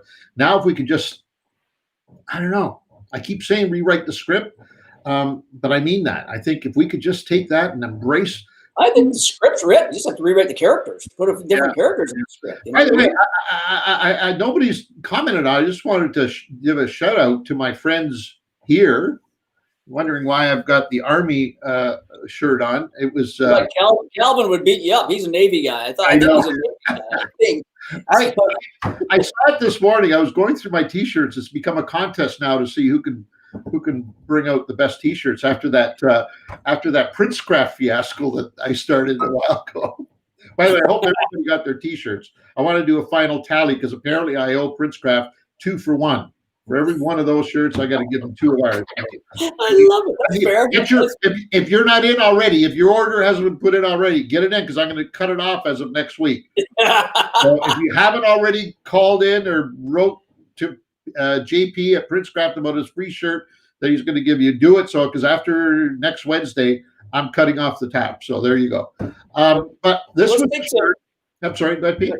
Go ahead. Sorry. So I was going to say, this is a shirt that I purchased 10 years ago, I think, 8 or 10 years ago. Pete and I were fortunate enough to be invited to a private lake in the Meaford military base in Meaford, Ontario, where they have this little pond, lake, sliver of a lake, and it's full of bass, and they invited us up to join them, and nobody fishes it except the military people, and they invited us up to join them and do some fishing there, and it was an absolutely unbelievable experience. And I bought this shirt in their store there because I just wanted something to remind me of them, a very special group of people, and so I wanted to put the shirt on today just to bring memories up for me and maybe Pete as well. Absolutely. That was a great trip. That was not only some really good fishing in there, but we got to see basic training going on. We got to see that howitzer, wherever that thing was, go blasting out. We saw the stuff that nobody will ever see. It was the most eye-opening experience I think I've ever had on a fishing trip or a fishing shoot. It was unbelievable. These kids that are learning how to shoot these Army rifles and then snipering on the ground or crawling. It was crazy. And the training they're going through and all that stuff, and the respect that those kids gave everybody, including us. They didn't know us, but they respected everybody. And Ange said, he said at that trip, he says, every kid needs to go through this training, with the way these kids are acting, the way these kids are learning, what they're learning and all that. And he's right, because I'll tell you what, it was they learned discipline, they learned respect, and we got to have a bonus day on the water. That was the cool part of it too. And you remember the other bonus that we got on that shoot? The other bonus that we got. Oh, do I ever? Jimmy Flynn. Oh my God. That was the funniest day I've ever had on the water. I swear I couldn't fish. The guy is we have to get Jimmy Flynn. If anybody knows you, we have to get him on this. We have to. He's on our list. He's on our list. Oh my God. For those of you who don't know Jimmy, he's a Newfoundland comic, and he is one funny guy. And if you want a serious day on the water, you leave Jimmy Flynn on the land, because you're not going to have a serious day on the water. He was cracking joke after joke, and he had Ange and I just dying laughing. It was one of the best. That was a great trip. All around, it was just one of the memorable ones. That's why I saw this T-shirt on my shelf. Absolutely. I'm going to put it on just to bring. Absolutely. It was great. Mike, you got any other questions there? Yeah, we're going to take some questions. As the questions come up, well, the one last week that we didn't really get to a whole lot. Doc D said, wake. So the wake of waves is a real issue here at the moment. All of our lakes levels are so high due to flooding. We have all sorts of notices around to ask boaters to slow down and reduce their wake. And it's not law that you have to do that, folks, but it's out of respect. It's out of respect for not only the cottagers, but it's out of respect for just the shoreline and the habitat in general, okay? Because our boats, believe it or not, if you're going fast, you're leaving lesser wake than when you're plowing like that, when you're slowing down. So it's best to just go right down to a trolling speed, maybe up 2 mile an hour, 2.5 mile an hour, whatever your boat can troll down, and troll through these wakes, no wake zones that people have posted or whatever. I mean, there are places where you have to do it legally, but you have to show respect. If somebody has no wake up there and you're seeing the high water, you should try and respect that as well, because you can rip up a lot of land and do a lot of damage with all kinds of big boat waves, from the boat going and hitting the shoreline. So show some respect, please. The problem with it, Pete, is, in all fairness to all of us, is that the ruling on that is a little vague, because, as you know, we've got speed zones. Usually they're 6 to 10 kilometers per hour, and then we've got no wake zones. And often people kind of correlate the two as being one, and it's not. What Pete is saying, a no wake zone means that the boat is flat on the water, and it's just barely moving. It's the slowest you can go. Because in most cases, what we see when somebody goes through a no wake zone, they automatically think of the 10 mile or 10 kilometer per hour ruling. And generally, when they're in that 10 kilometer per hour ruling, their boat looks like it's ready for a NASA launch to Mars, which means that the back end of the boat is down in the water and it's plowing all this water straight ahead, and it's causing a huge wake, massive wake, a bigger wake than if they were doing 70 miles per hour, believe it or not. So by far. The only way to get through that zone is to always think of when you see a no wake zone, means your boat has to be perfectly flat. That's the way it should be written. Flat. Run flat. If your boat is slightly down in the back end, it's putting out wake. So whatever RPM, whatever speed your boat requires to run perfectly flat, that is the speed you need to go through a no wake zone. Totally different than a 10 kilometer zone. Although for the life of me, I don't know why they have 10 kilometer zones versus no wake zone, because the net result is they're trying to get no wakes. Right. I agree with you 100%. What I think people don't realize, it pretty much is the same, but people don't realize is that 10K is about 5 mile an hour. Okay, so you try trolling muskies at 5 mile an hour. Your boat isn't like this going through. Your boat is still on point.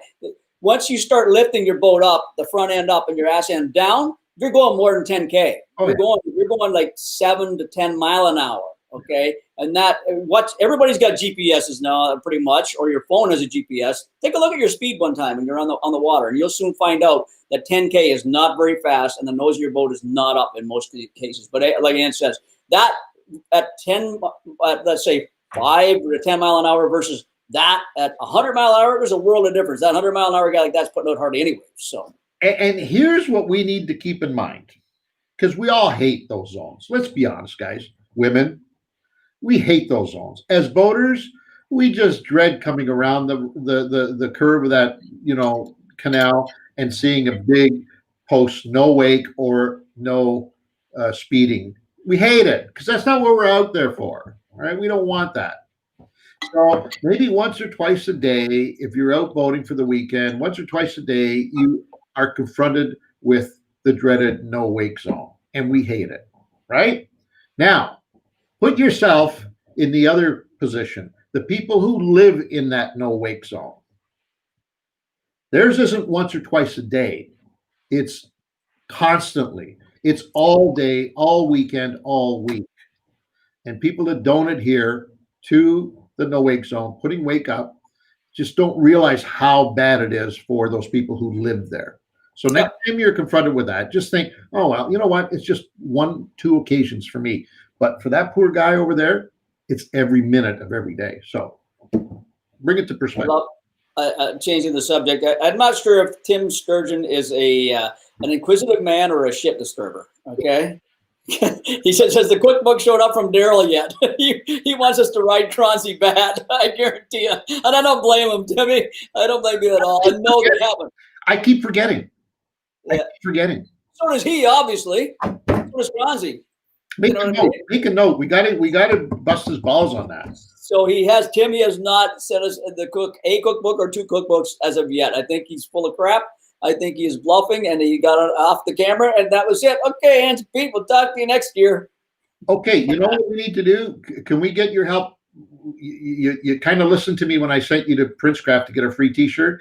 Now I need to get a free cookbook. So what I need you to do, I need everybody to send us just one little line saying, hey, did Daryl give you the cookbook he promised you yet? Or something along those lines. Then we're going to take all those emails and we're going to flood him with it. So send it to info@fishandcanada.com. It will get to Ange and I. That's perfect, Ange. I love that. We are going to inundate him with emails from fans saying you cannot suck back and reload on this deal. They need their cookbooks. I love it. Have you guys ever fished the Rouge? Ooh. I have not. No, I have not fished it. Honestly, no. I can't say anything about it. I've been intrigued by it. I've thought about it, especially the mouth. But no, never done it. Do you have any information for us that you should be sharing? It's a steelhead river, right? It's mostly steelhead. I'm sure it's got carp that go in it too. It's got everything. That's why well, I don't know that for a fact because I've never experienced it. But I've certainly heard and read enough about it. Salmon, I'm assuming salmon go up it in the fall as well. It's a pretty popular river, right? So a tribute to Lake Ontario. Yep. Is it Pickering area? Is that what it is, Pickering area? Or, yeah.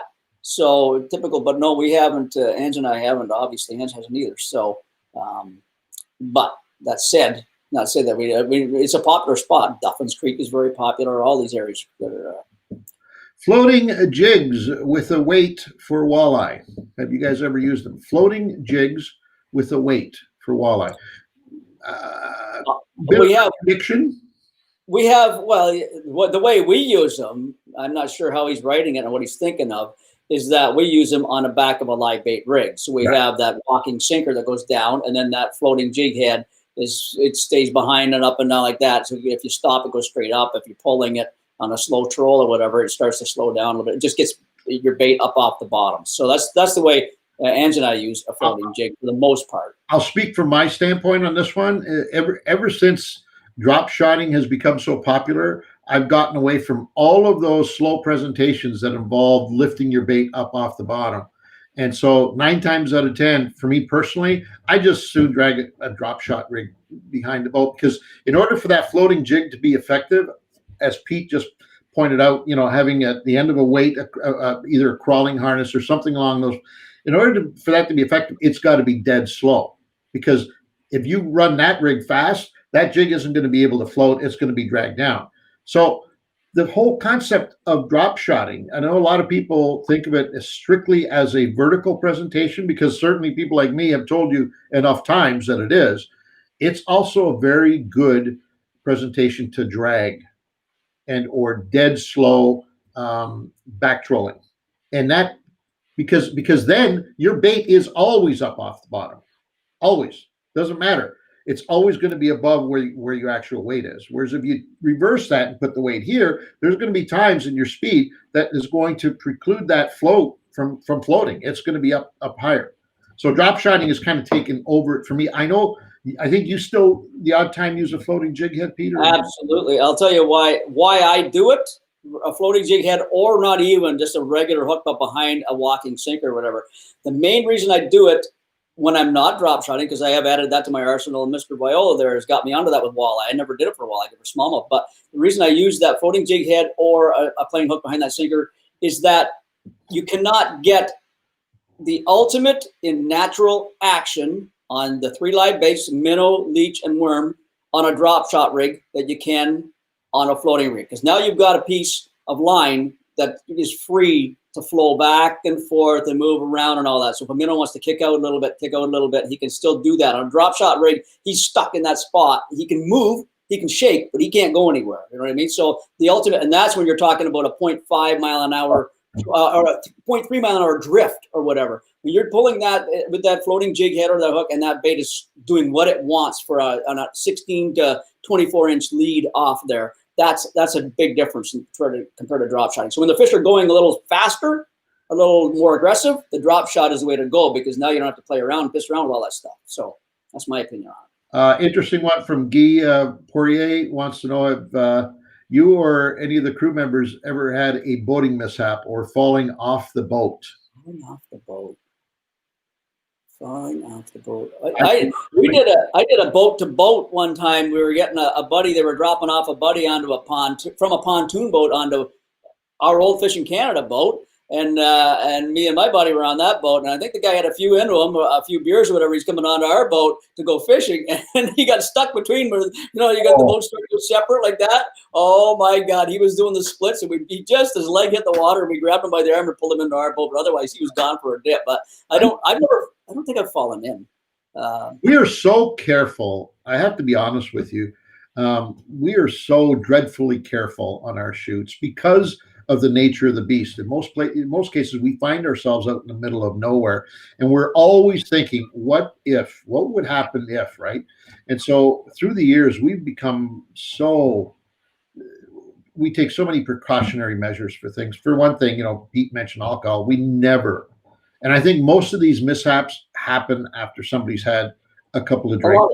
For sure. And we never, ever, ever, and I mean ever, ever, ever, have alcohol on any of our shoots. It's not in our DNA. We just don't do it.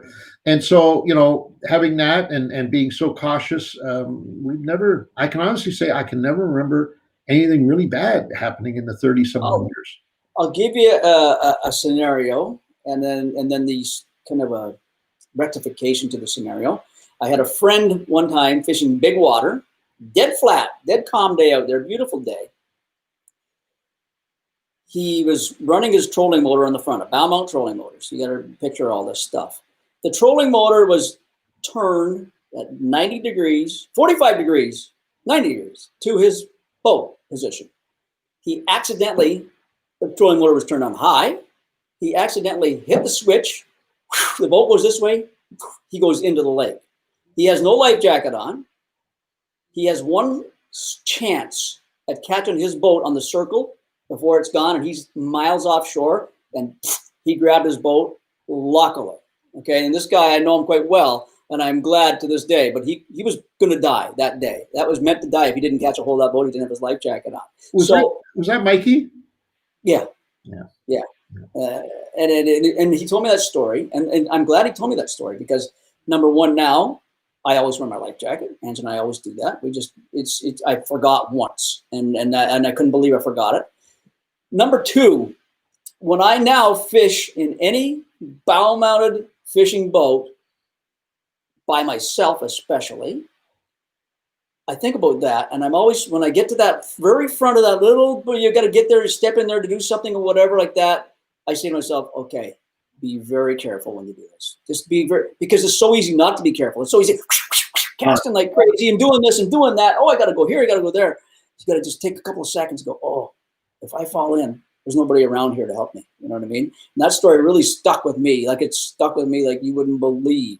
And that it's so easy, and it can happen to anybody. So remember that if your trolling motor is on that angle, straight sideways, either way to your boat, and it's on high, and you got a 24 or 36 volt motor, it's good. It is very easily can kick your ass into the water. So. Yeah, but no, not to disappoint you, but I can't recall having had. There was an interesting question up there, Mike, earlier on about front drag versus rear drag, and I'd like to address that if we could. So the fishing industry is a circle. They're continuously trying to reinvent themselves, and so they'll go to certain. For example, I'll give you a great example. We went from fiberglass to composite rods to graphite to boron. Not now, it started probably 5, 6, 7 years ago, going back to composite rods, and now we're going full circle where fiberglass is starting to come back in. And I only say that because drag systems have gone through that same evolution. So for a number of years, and I'm going back now probably 15, 20 years ago, we made this transition from front drag, which is traditionally where the drag has always been on a reel, to rear drag. And the marketing ploy there, the sales pitch there was that now you don't have to get to the front of your reel when you're in the middle of fighting a fish and get yourself all hung up in your line to make adjustments on your reel. Because look what we've done. We've put it right here behind the reel where now you can conveniently fight the fish and work your drag, and it's just wonderful and handy. So that was the sales pitch, and we all bought in and made the switch for about 3, 4, 5 years, and then discovered that drag systems aren't quite as good as they used to be. How come? What's going on? And two things happened. First of all, we were playing with our drags way too often now that was accessible and handy. You see guys, fighting fish with one hand on the rod and the other one turning they're adjusting their drags constantly, which is duh, right? But the other problem with that was that we went from a nice big surface area on the front of those reels to this tiny little surface area on the back of those reels. And keep in mind what drag is. It's literal. It's drag. Takes two circular pieces of metal, puts them one on top of the other, and then applies pressure by turning a screw on them. The tighter those two discs are, the more drag is caused, and therefore the tighter your line gets. Well, the smaller that surface, the smaller the disc, we soon found out the smaller the disc, the hotter those discs got.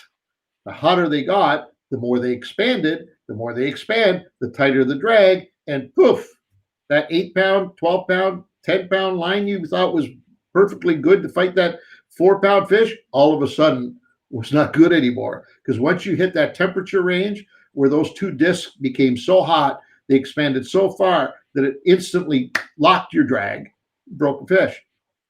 And so the industry slowly started putting them back to the front.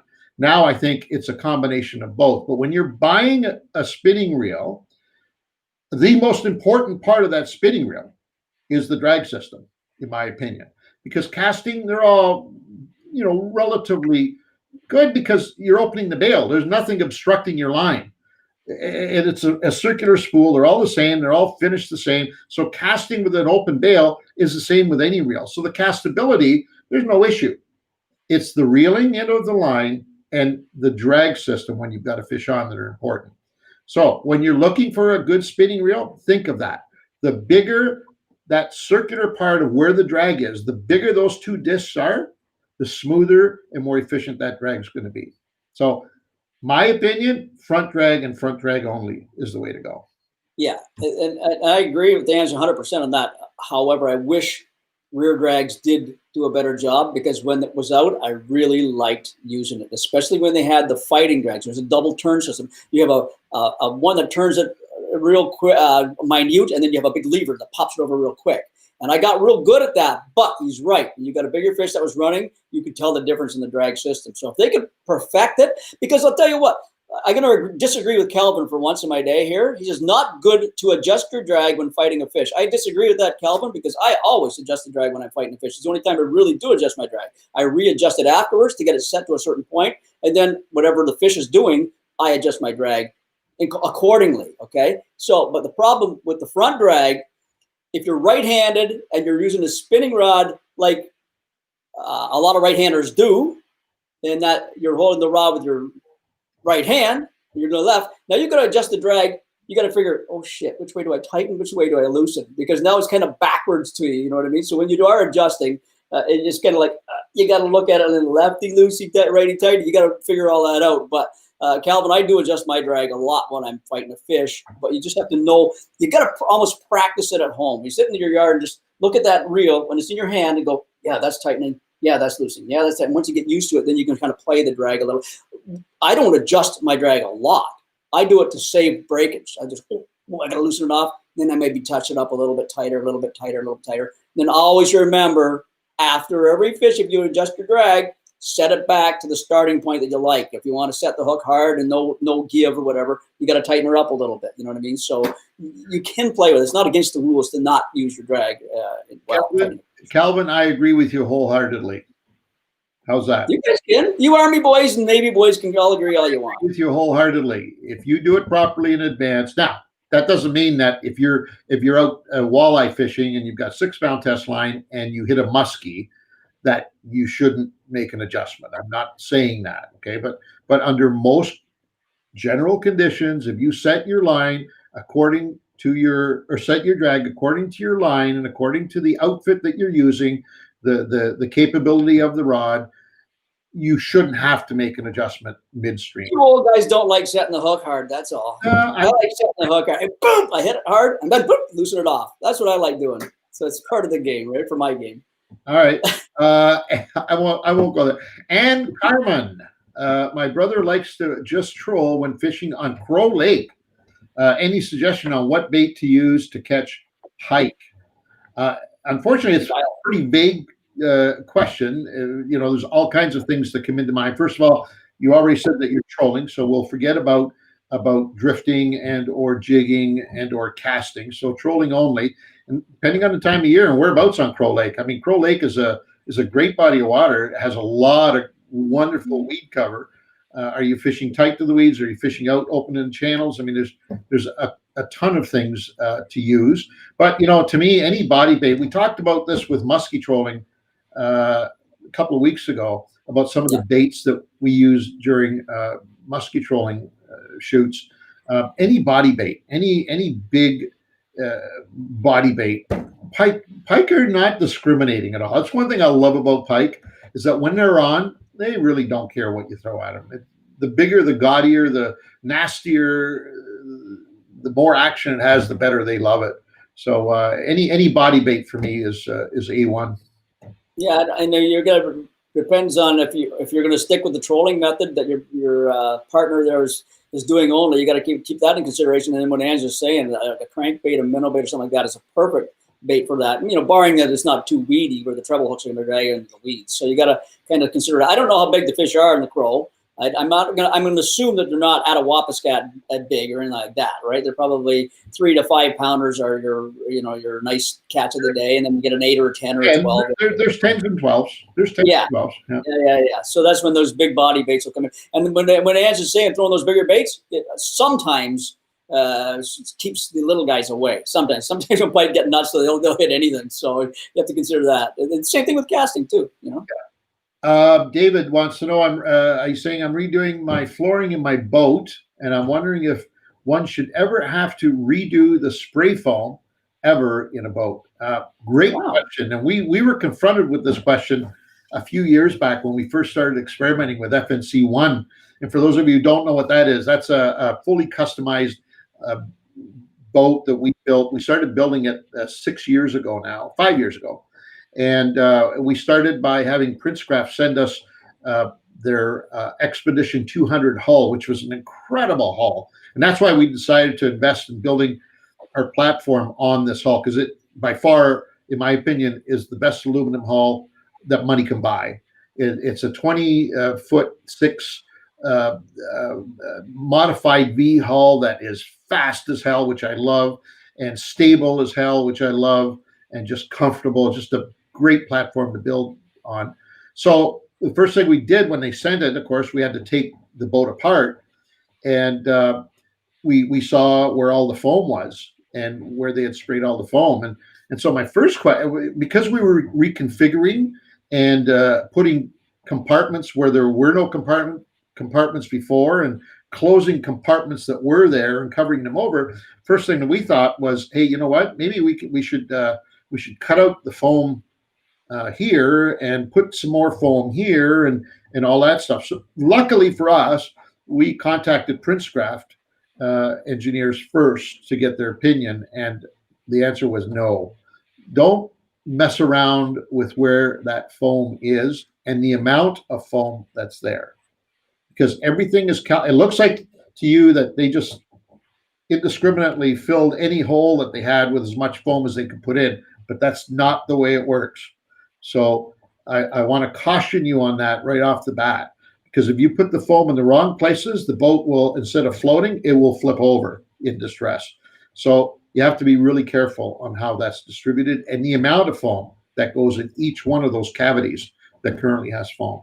Having said that, I think most boats today, in your case, if you're not going to reconfigure the boat and you're just doing the flooring, if you're not going to change compartments in the body of the boat that would require you to remove foam and add it somewhere else, if you're not doing that, then just leave it. There's no reason to make any adjustments to that foam whatsoever. Foam will last pretty much forever. So even if it's a 20-year-old boat, those cavities should still be as full as they were the day that that boat left the factory. And just one other quick note, I don't know whether you've already made a decision and whether you've already purchased your flooring material, but I would like to give you a great suggestion that you should look at. And that is what we did on FNC1. We used an industrial rubber flooring, and it is outstanding. You can be there in the middle of a torrential downpour and the water is just flowing on the deck and you do not slip at all. And it's absolutely fantastic. I'd highly recommend it for sure. Do you have a trip or tip for finding brook trout in North Durham and the Kawarthas?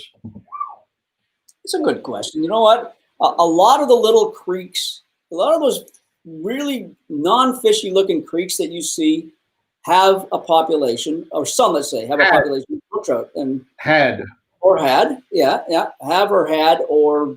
never had. You gotta, it's almost, first off, obviously you need to be on Crown land or permission to get on the land of that. And basically all you got to do is you kind of, there's no stocking programs in these creeks or anything like that. It's a natural thing. You basically walk the bank with a little worm and a hook and a split shot sinker and try and catch fish. You might catch some chubs, you might catch sunfish, but you also might catch a brown trout, a little rainbow trout, or a brook trout. It's going to take trial and error for sure. The lakes that are in the north of us, the Halliburton, right through to Muskoka to wherever like that, the Ministry of Natural Resources does keep a record of lakes that are stocked with certain species. So if you're looking for a lake, I'd go to the MNR first and find out the brook trout lakes that are stocked. That's a way of doing it too. But as far as these little creeks are concerned, it's trial and error. It's getting permission to get on that land, don't trespass. And then you got to float a little worm or something down there and try to get them. So, but it's surprising sometimes that, I mean, a creek that's 2 feet wide can have some nice little brookies in them too. So what's happened through the years, when I was a kid, as most of you know, I cut my teeth fishing the local streams and little creeks and rivers in the Durham region. And my dad and I used to go out and it was nothing catching speckled trout, even in tributaries off of the Oshawa Creek, for example, in downtown Oshawa, because they were all over the place. But what happened as we started messing around and stocking, especially steelhead, and we went through a period of stocking brown trout for about 6 years too that affected this. But what happened is that these introduction of new species started pushing the native brook trout and the native brown trout farther and farther north, right? As the migrating steelhead and even brown trout moved into the creeks and rivers, they kept pushing the native little brookies and native little rainbows and native little brown trout farther and farther. They had no option. They couldn't go south because they'd get eaten up. They kept moving farther and farther north. And I just found that I would say the last time I effectively fished any of the Durham waterways would have been when I was, in my late 30s. What I found is that every year they kept moving farther and farther north. And the farther you go north, the smaller these little waterways become. And Pete just mentioned 2 feet. I'd go one step further and tell you I've caught beautiful brookies out of 10-inch wide little runoffs, but way north. I'm talking north of Columbus, talking all the way up as close to Scugog as you could possibly get. And that's where you'll find them. But really difficult to get to. Pete just mentioned, all you need is a hook and a short little tiny rod, because you're going to be walking through the thickest jungle of underbrush and growth that you can imagine. When you do it, when you get into that opening and you're covered with bugs, mosquitoes, and black flies are eating you alive, and you finally get that little opening that you could just push that rod through and drop the worm straight down. Holy smoke, sometimes it just shocks you what's in there. Because up in the areas, an 8-inch, a 10-inch brookie blows your mind. Yeah, that's a good fish. Yeah, That's a good great fish. and that's a very tasty fish. Oh. So 8 or 10 inch brook trout or brown trout. Even the rainbows are good, but brookies and browns are oh my God, they're delicious. They're whole dude. Don't compare a lake trout to a little brookie or a brown ever, please, for taste, because it's just there's no comparison. So, But I saw one here. North I Dakota. saw one here. The Australian guy, Mikey, about the casting stick baits. Mick Anderson was Mick the Australian guy. He casts stick baits at big our southern bluefin tuna. We call them barrels. The a couple 100-pound tuna is casting these stick baits to those. That would be fun. I'm assuming stick baits are like a minnow bait or something like that. But casting, can you imagine ants casting to bluefin tuna? Like they're not as big as our ones here, but we have to drop a big piece of live bait down there. Casting to these guys and working your bait back. Mick, that has to be an absolute hoot. I would love to do that. That would be fun. Why couldn't that happen here, though, Pete? Why couldn't we do that off our East Coast? You could. The only place I think what we've seen that you could do it is close to those herring boats where the boys are throwing that stuff up, because that's the only fish that. Otherwise, you look at the wicked tuna. I watched it the other night. They're dropping down. These fish are 100, 200 feet down, and they have to drop a bait all the way down and trying to suck them up off the bottom like a lake trout, basically. You're not going to do that with stick baits on those big fish, right? So no, that's a rule. But what we did when they were following the big schools were following the herring boats, why couldn't you throw out a nice big stick? Okay. My next question to you is, what rod and reel are you going to use to cast that bait out with? Because you saw the shit we were using to bring them in. It was like a winch in the truck, two guys in the rod you couldn't even pick up, and so it's probably impossible to do, right? Wouldn't it be a blast, though? Oh my God! You want to talk about your drag, Calvin? Set your drag rate on those things, because it would be mayhem for sure. Thanks for that, Mick. That's got me thinking here. Send us a picture, Mick, sometime, please. info@fishingcanada.com. Send us a couple of pictures or videos if you have it of that stuff. We'll share it with this group here on the next Friday or whenever we can. So fantastic. Angelo, Pete, what is your favorite fish? We've answered that one. We've had that one before, eh? Yeah. Go ahead, buddy. Well, my first answer when people ask this is my favorite is the next fish I get on my line, and that's the God's honest truth, because I never let the species interfere with having a good outing. And so I'd have to say the next fish that I catch. However, stripping away all of that fluff, if I have a choice of given the perfect conditions to go fish for the perfect species, in my opinion, it's going to be largemouth, because that's where I started, right? And that's been my passion most of my life. And not just largemouth, but shallow water, slop, what we call junk fish. Whether it's undercut banks, floating reed patches, or sticking my nose right in the middle of a mid-lake reed patch.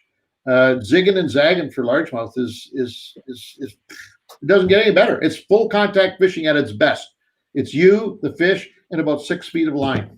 That's it. Yeah, I agree. Mine's the same thing as Anne's largemouth. If you said, Pete, one fish species for the rest of your life, hands down, without a second of hesitation, is largemouth bass. Yeah. Now, it's the funny. I'm a bit odd in that one too. I will say, because I know most people love what Ange was talking about, getting into the slop, getting into that 1.5 feet of water, and doing that, and that is fun. I love that. But I've discovered that deep water largemouth is it's got me hooked. It's got me in an unbelievable place right now, where I just find it is so cool, because it's not the average. It's not the norm. Lesser people are doing it. When you can find largemouth in 8 foot plus water instead of 3 feet less, it is such a cool thing, because now you've got longer casts. It's open water. It's just a whole different element. It just shows how diverse largemouth fishing is. You can go to that shallow stuff, and you can go to the mid stuff, and you can go to the deep stuff. So I'm really hooked on this deeper largemouth stuff. Like I've caught them in 20 plus feet out of Saskatchewan. I just watched that video. I rewatched that one with Keith Beasley, and we got a double header of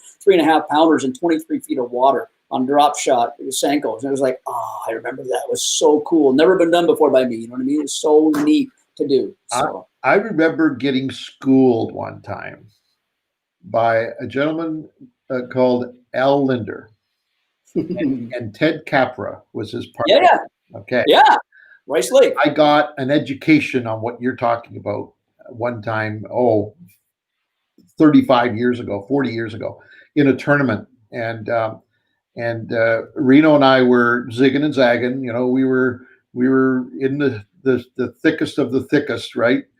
And marginally successful. And this boat came roaring across. We were in with the rest of the pack, right? You were in with the rest of the pack. Yeah. All the shallow water guys were doing the same thing pretty much. And this boat came out of nowhere. I mean, nowhere, ripping across the middle. And I'll tell you where it was. It was on Rice Lake. And this boat came ripping out of nowhere across Rice Lake. And we're all zigging and zagging in the shallows. And this boat just came along and just dropped off plane about 150 feet out from where we're fishing shallow slop shoreline. And the only thing that's out there is 20 feet of water. And so this boat comes off plane, drops down, and the boat had not even come down fully. It's still moving forward. And the front angler's already on the deck, and he's making his first little cast out off the nose of the boat. And it was like, it was choreographed. It was a script. No sooner did he make that little cast, he set the hook. And the other angler, who was Al, got the net and scooped it in, dropped it in the back of the boat, and all in one fluid motion, picked up his rod, went to the deck of the boat, where now the other angler had vacated to put that fish that's in the bottom of the boat into the live well. And Al flips out, and that bait just barely hits the water, and Al sets the hook. And he comes around, the other angler picks up the net, gets it. And they did this, Pete, in front of us for, I'm going to say, 7 or 8 fish, consecutive fish. Mm-hmm. And put the fish in the boat, and off they went. And of course, at the end of the day, we discovered that they had not only won the tournament, but it was like a different league. It was a totally different league, the difference in weights. And couldn't figure out what the, so obviously, for the next few days after that event, we all took turns going out to that area where they were. They were in 20 feet of water fishing a weed point that came out and dropped right down into 20 feet. That's where I first discovered that largemouth can be caught effectively in 20 feet of water. Doesn't mean I do it that much, but that's where I first learned that it's very doable. That is, you know what? Here's something right here people are witnessing that I had no idea. Ange had that, and I have the exact same story because I was in that tournament. Exact, buddy. And that year, I said, "This is horse shit. There's no way these guys." I didn't see them. That's the only difference in the story. I didn't see them, but Al and Ted when they're on the stage, they said, "Yeah, we were catching our fish from 8 to 15 to 20 feet of water." What? They're all largemouth, by the way. There are no smallies in this group. They're all large. So I looked at my buddy Mikey Burris, who I was fishing with at the time, and I said, "Are you freaking kidding me? You're catching these fish out deep. There's no possible way." And that is the same epiphany that you had. And I lived in Port Hope, which is straight south of Rice Lake. And I had my bass boat. So then I was working in Pickering or wherever is close. So when I got home every night, I drove straight north to either Bewdley or to Gore's Landing. And I put my boat in and I said, "Damn it, I got to see if this is true or not." And I learned after that ass kicking that I took, because I was in the same boat as Ange. I learned how to fish deep weed. I learned first off that fish were on those weed lines, the deep weed lines, and man, did I catch them. To the point where the next tournament I was in, the next following year, I was confident we were going to win the tournament because I had a couple of little spots on a weed bed that was like, oh my God, this is stupid. Mikey and I pre-fished, and we got 2 5s out of one weed area. Pre-fishing, 2 5-pound plus largemouth in 8 to 12 feet of water. And I thought, this is, and Mikey never heard of it. He says, "This is crazy, boat hot. What is this?" The whole lake was like that. Every time you find the right weed bed, it was like that. So we really had our eyes open, Ange and I, for, through somebody else's way ahead of us, and their knowledge was way ahead of us. And do you remember the bait? Because I do. Was it a culprit worm or something like that, or no? Culprit worm in the crawdad color, that brown and beigey. Yeah, like 2 colors at the bottom. And it had a curly tail. 6-inch crawdad culprit worm. It was crazy. It was insanity. But they put on people. This is not crap. We're making this up. No, this is really on such a clinic. I have to this day. Yes, I've seen Roland Martin do it. I've seen other great anglers do it. But to this day, I have never seen a schooling that Al That's awesome. Linder and Ted Capra put on that weekend to all of us Canadian hotshot pro anglers. It was the most humbling experience. And you know what I remember too about that? And you just mentioned it. Okay. They were so open about it. It was like, yeah, of course that's what we're doing. Aren't you guys doing the same thing? Exactly. They did, you know how everybody hides their baits at the end of the day, make sure that you put we're guilty of it too. No, God forbid should anybody see what you're doing and all that. They didn't. They got all their stuff out in the boat when they were. You know what? They didn't have to, because they had 149 boats that were not even touching any of the weed lines of the lake. We were all in the shallows. Can you imagine today having 95% of Rice Lake to yourself during a tournament with 150 boats? 95% of the 5% of the best spots in the lake. Exactly. Oh, it's like, wow. Wow. I'll never forget that. I can live to be 100. I will never forget that day. It was such an education, and it was so smooth and so well choreographed, and it just looked so nice from where we were, sitting. It was like they were on a stage, and they had that must have been great. It was great, but they had the attention. I've seen you and Reno. That would have been the best, watching you and Reno watch those guys. That would have been the best. It was nuts. It was absolutely insane. But it was a special moment of my life, And then, you can learn from that too, because what I did after that, once I found out, I used the curly tail plastic worm, 6-inch like that. Then I started experimenting with baits. And now I got my spots. Now I'm saying, oh my God, this is crazy. Nobody else is around me. Now I started working with baits. And now I started throwing craw worms. I started throwing worms that were like a craw worm, not a craw, like basically a worm body with this little pair of claws. And oh my God, I started killing. Once I found the right color and the craw worm, I started slaying fish. I mean, I was going out after work and catching 15 to 20, 2.5 to 3.5 pound largemouth every night on different spots. It was insane. Now, to bring that full circle and I didn't know Al, by the way. I'd never met him before, other than, at the weigh-in, I congratulated him on kicking our asses, but I didn't know him at the time. About, I'm going to say, 7 or 8 years later, I had the opportunity to meet him at ICAST and spend a bit of time with him. And I told him that story. And it's funny because he remembered it vividly as well. And I asked him, how did he get on? Because that was the first time him and Ted had fished Rice Lake. They fished it, but they had never fished it during a tournament before. And I said, how did you get onto those fish? And he says, we did the same as you guys did. We went for our usual 4 to 3 foot areas and plugged away, and we caught a few fish. But he says, we started following those massive, because Rice Lake is all about weeds, right? Just started following those massive weed beds out farther and farther offshore and into the basin of the lake. And they soon found out, because they were masters of the pattern, right?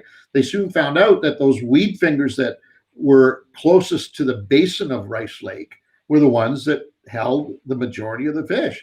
And he says, once we discovered that, he says, it was like taking candy from a baby with the rest of you. And he mocked us too, by the way. He was like taking candy from babies with you guys all up fishing the shorelines. And he says, Ted and him couldn't sleep on Saturday night. They were so shocked because they fully expected to go out Saturday and compete for those big weed fingers that drop off into the basin, right?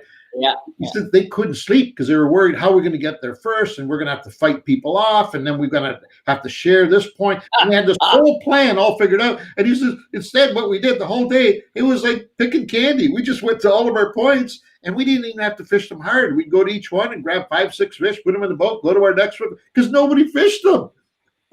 and again, when he saw what happened there, fish, each guy. When you're on the right weed point, deep weed area, the cut point, whatever it is, the area that's got the fish, it is that fast. The bait hits the bottom, boom, you're going to get bit. It's like it's instant almost, and you work it. And then what they did is once this slows down, 5, 6 casts and nothing in their case, get the hell out and go to the next one. Do it again. They'll catch 20 or 30 fish in a day, like keepers, big ones. Yeah. So great story. Oh. I love it. That's a great memory, buddy. I remember that tournament. Oh my God. Dave Pronk, any tips for Lake Temiskaming in the fall beyond what you showed in the Old Mission episode? I have an annual trip there with friends. Missed you by a week when you were there filming. There you go, Pete. Well, the only thing I really know, Dave, is we've never fished it in the fall, but we heard a lot about it. And the key is is to get to the Narrows. Okay, I don't know where you're staying, and if you're staying in New Liskeard, or what is it called now? There's the towns have changed names or whatever. But anyways, if you get up, you got to go 100. Well, almost to the other end of the lake. Okay, where the Narrows goes, and it starts to the Ottawa River. That's the area where all these big fish seem to congregate. They move. That lake is such a massive lake of moving, roaming walleye. Okay, the biggest ones go down there for a shad spawn. Okay, so all the shad are down in that end. This is what I've heard. I don't even know this, but I've heard this and it makes a lot of sense. The shad congregate big time down in this narrowed down area. Of course, the big fish go there every year. It's like the Bay of Quinte. They come into the Quinte and they fish and they eat in the shad before the spring. So they're doing the same thing. So if you really want to get those true giants congregated in an area, you got to get down to the Narrows. That said, most guys are trolling because it's deep out there too. There's 100, 200 feet of water still right off the bank. You know what I mean? It's really deep. So trolling with boards, doing the usual stuff like that. If you can get on a shallow bite, then you might be able to get some on jigs and minnows, stuff like that, which I'm sure a lot of guys are doing too, the jig and live bait. But remember that they're eating shad or shad-like fish, and in that Narrows area is a key to get big fish. The other end of the lake, I would suggest just trolling the big sandbar off of Temiskaming shores, areas like that, or open water. You'll see them on your screen, and with your trolling baits. Otherwise, and fishing the sand flat, maybe with jigs and minnows too. Hopefully, that can help a little bit anyway. All right. Somebody has to be a responsible adult here amongst this group and call it quits. We're going to be here all day. Let's put up one more question and then we're out of here, guys. By the way, I really like what you guys are all doing, and I say guys, male, female, etc. That you're talking amongst yourselves and answering questions amongst yourselves as well, because that's just fantastic. And that's what we as anglers need to do more of, right? We need to do more of this, helping each other. These aren't private fish, private areas. These don't belong to us. The opportunity that we were given to use these fish is to be shared. And so I applaud what all of you are doing there on the side, and continue doing that for sure. There's one that Ange, you'd be really good at answering this last one. and Mikey's from Doc D there about the barometric pressure. Put it up, Mikey. I've never had any luck following the Salooner tables. Barometric pressure, however, has definitely played a role. And I applaud you for that, because I don't know much about the moon's effect, other than it has a very profound effect on fish and wildlife, and that we should put ourselves in the perfect position for catching big fish, trophy fish, during the peak lunar period. I do understand that. How it works, the physics, I don't quite get it. Quite frankly, it's like my refrigerator, though. I really don't need to know how it works, as long as I can open the fridge door and my pop is cold. That's all that should matter to me in terms of lunar. Barometric pressure is a total different ballgame, because it happens irregularly and now very frequently. You need to understand what barometric pressure changes do to game fish in order to be a good angler. And I wrote a blog a couple of weeks ago, 3 weeks ago, that kind of really drilled down and detailed what that barometer is doing to fish, that will really help you better understand where, when, and how to catch them. So you can read that on fishingcanada.com. I'm going to give you a capsulated version of it right now, but I do urge you to go to fishingcanada.com, go to top 5 ways to fish a cold front, I think it's called. It's FNC listicles, or it's on Angelo Viola, I believe. Yeah, fishingcanada.com, go to Angelo Viola, or go to do My Outdoor Life, Angelo Viola, and look for cold front, an article dealing with cold front. It's a long piece, but very detailed, but it will help you tremendously, I'll guarantee you. But in short, what happens with the barometric pressure?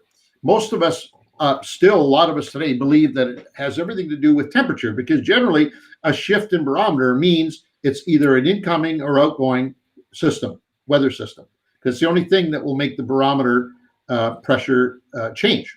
So we generally find that it's an incoming system that affects things the most. However, an outgoing system will have a shorter effect on game fish as well. So what happens when that barometer starts dropping 1 or 2 degrees, on a barometer. Now with phones and stuff, we've got access to that all the time. So 1 or 2 degrees, what happens is that the microorganisms that are in all freshwater and saltwater systems, by the way, they are the very essence that feeds all of the wildlife in our waterways. Zooplankton is a word that we've all become familiar with, but zooplankton isn't the only microscopic form of life that I'm referring to.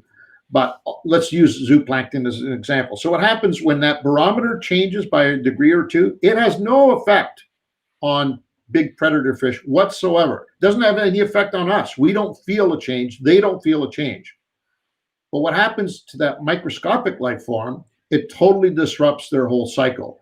These animals, we'll call zooplankton that for a moment, they are on a 24-hour clock. They are continually perpetuating themselves and then dying. And it's on a 24-hour clock. So their sole purpose in life is to reproduce, feed, and die off. Reproduce, feed, and die off. And they're living off of other microplankton that that is prevalent in the same areas that this zooplankton is in. And what happens is a 2-degree change in barometric pressure makes them very unstable. So 2 things happen. Number 1, they stop reproducing because they're just trying to survive. And generally, they tend to float up towards the top of their environment.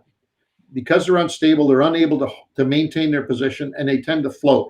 They become freewheeling, if you will, and it triggers smaller but visible fish, shore minnows, crustaceans, insects, to start feeding like crazy, because now all of a sudden this food is helpless, and it's like ringing the dinner bell. So all of these smaller or slightly larger animals start feeding on all this zooplankton.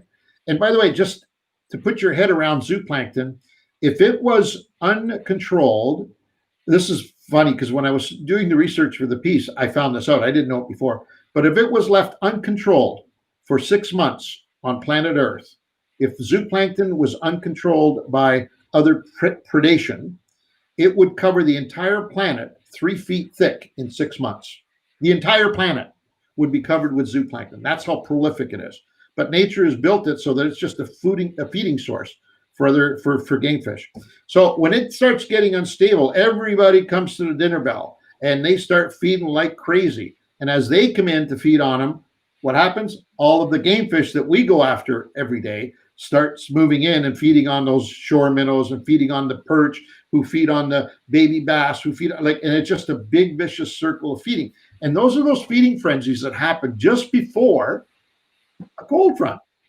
We don't know the cold front's coming, but all of a sudden fishing, doesn't matter where you are, it just lights up for an hour or 2 or 3 or 4. We've heard cases as much as 6 hours in advance of that front moving in, because nature has triggered the dinner bell and it's ringing on every body of water, river, lake, pond, everything. And everybody is feeding. It's just a great time to be a fish. But what happens is when it gets totally out of control and a lot of zooplankton has been consumed, nature shuts all the predators down because it knows that reproductive cycle has slowed down to a crawl and it needs to replenish the shelves of zooplankton. So it shuts down all the predators, and that shuts down all of the smaller fish, and it shuts down all of the crustacean, it shuts down all of the insects that have been feeding on zooplankton now for the last hour like crazy, because it needs to replenish the shelf. And that's when we say, oh my God, the dreaded cold front is here. Because by then, we generally feel it, we see it. Some people experience rain, depending on where you are and the severity of the front, but that's when it shuts down. And it can be shut down from anywhere from an hour to a day. And the only thing that will bring it back up is stability. The barometer, doesn't matter if it stays down at the bottom of its range where the front put it, or even if it's creeping back up again. It needs to be stable for 2 or 3 days in order for the zooplankton to start re-energizing itself and reproducing itself. And therefore, the levels are now fine and the cupboards are now full. And nature, Mother Nature, throws a switch and says to the predators, okay, you can go back to where you were. And that's what happens. It happens every minute of every day around every piece of water on this planet. And the sooner you understand that, the easier it becomes to fish, because those predators who are shut down during that cold front, even during the heart, or what we call the eye of the front, they're still eating. They're just not moving, because nature told them, don't use up any energy at this point, because food is going to be scarce. It's going to be less and less of it here until we stabilize and start growing it again, because the shelves are going to be empty. So these big predators just stop in their tracks. They don't move 100 miles like a lot of us believed for years, right? That in order to find those fish during the front, you got to go to deep water, deepest part of the lake, and hunker down and start vertically jigging for them. No, they're still in that area. They don't want to move. They're just dead in their tracks. And they've gotten tighter and tighter to some form of comfort, which in most cases for fish is cover. And that cover can be deep water, but that's only the fish that were adjacent to deep water. The fish that were feeding actively in shallow water didn't go out to deep. They just moved a little tighter to whatever cover they could find until it's okay to come out again. So if you can find those areas, those spots, and drop your bait vertically into that tiny little strike zone that they now have, you will have some of the best fishing you've ever experienced. And I promise you that. It's just that you got to get that whole thing into your head and start looking at fishing frontal conditions totally different than anything you've ever done before. And it is a key, and it is a magic key that will open up your fishing completely. So digest it, use it, and it'll change the way you look. And now you're looking for fronts. You're hoping for more fronts, and using them wisely. The question brought a thought to my head, in that the barometric pressure, absolutely, and buddy, whoever did that was Doc E, I think, understood that. But we should all collectively, I'm talking Ange and I and everybody here watching this, a great source of information for sonar tables is the Muskie groups. The Muskie guys are the best of the best. They really live and die by the new moon, the full moon, the majors, and the minors. Okay, Ange and I still don't do that, but we should really start bringing that into every aspect of all of our fishing. So when we're going walleye fishing, maybe try and write down, either be in the water at those majors and minors, the same, do exactly what the Muskie people are down, or write down the time of day that you caught that biggest fish of the day, and see if it actually coincides with the Muskie group, because you never know. We might be leaving a whole world out there that should be brought in. So God, I should have been on that water at 7 p.m. to 9 p.m. at night. That's why I'm back at home eating supper and blah, blah, blah. You know what I mean? It might be working great for a lot of different species. You never know. I don't know. The muskies are the big giant fish out there that might be affected most by it, but you never know. If you can put a 10-pound walleye in the boat, or a 5-pound smallmouth, 5-pound largemouth, or whatever in the boat because of it, I think it's very important. I just my wheels were turning as Ames was talking there, that we should all maybe start doing that. And let us know if you guys start doing it. Look at different, I'm not going to give you any sites to go because there's lots out there, but look at what muskie fishermen are doing, because they really have it down to a science. Find the moon tables for your area. There's lots of apps on your phone. You can get it. We got them on our phone too. And then let's start working together on that, because we might open up some real cool doors and windows to that too. Absolutely. We don't use them enough. So lunar tables, especially. I mean, but as I've said before, the problem is for us, Pete, is that we don't have any options, right? We have to go out like we do regardless of lunar table. Well, no, the option is we don't eat lunch during the major on the water. Oh, let's have a lunch break. No, let's friggin' fish during the major and eat lunch after or before the major. You know what I mean? Good so point. Or even major and minor both, by the way. Exactly. So, anyways. But look into that cold front thing, because it'll change everything that you are currently doing about fish and how to catch them. It's on fishingcanada.com under My Outdoor Life, or under Fishing Canada listicles, and you'll see it. It's the dreaded cold front or something. 5 tips for fishing the dreaded cold front. That's it. Check it out, because it will change your angling experience for sure. We got to run, man. We're into overtime here like crazy. I need lunch. This has been a great. Personally, I feel it's been just one of the greatest experiences we've had so far with these webcasts. Not that having Roland Martin and Gord Pizer and Daryl and Reno on this show wasn't a thrill and something I'll take with me and keep with me forever. But This was different and it was special. And the reason it was so good, aside from Sherri, was your involvement. You folks who are out there watching and listening to this, your involvement today was extraordinary, and it made our day. Yeah. Thank you for everybody participating and then not expecting a Roland Martin, or if you were expecting it and said, "Ah, shit, it's a Sherri who, or who is she?" Thank you very much for participating and being really involved, because we know it was genuine. We could see it was genuine. Oh, it was great. You know. Want to remind folks, of course, Saturdays tomorrow, 8 to 10 on the Fan 590, or you can go to ODJ Radio, Outdoor Journal Radio, fishingcanada.com. You can listen to it live on any of our web platforms as well, but it's live on 590 The Fan on the AM dial. And that are it. We are going to have a very exciting guest next Friday. I can tell you that much. We're going to give away all kinds of, I don't know whether we gave away the bonuses today or not. I didn't see them up on the screen. I know people were asking. Yeah, I don't know if they did or not. Yeah. Bonus, there it is. There it is. Looky there. There he is. Friday is the code if you're entering the boat, motor, trailer, or the 2.5 Mercury giveaway, which if you have not entered yet, shame on you. Go to the site. It's also available on fishingcanada.com. Somebody is going to win. We had a winner this past week from Timmins. We had our first winner from Timmins, Ontario. Nice. And I encourage everybody to get in there every 24 hours, put in as many ballots as you can. We're going to keep giving, you keep putting in ballots, we're going to keep giving away the stuff. Trust me. All right. Thanks, everybody. I want to special thank you to Sherri Haigh, who was our special guest. And we're going to be doing some things with her in the upcoming days. I have a great feeling about it. Yeah, I agree. All right. See you later. Talk to you next week. Come along to our cabin in the wild, 'cause we're in for some good fishing. Feeling easy, feeling free. Yes, we're in for some good fishing, Canada. Come on, leave your worries far behind where they belong, 'cause we're in for some good fishing. Yeah, they just bite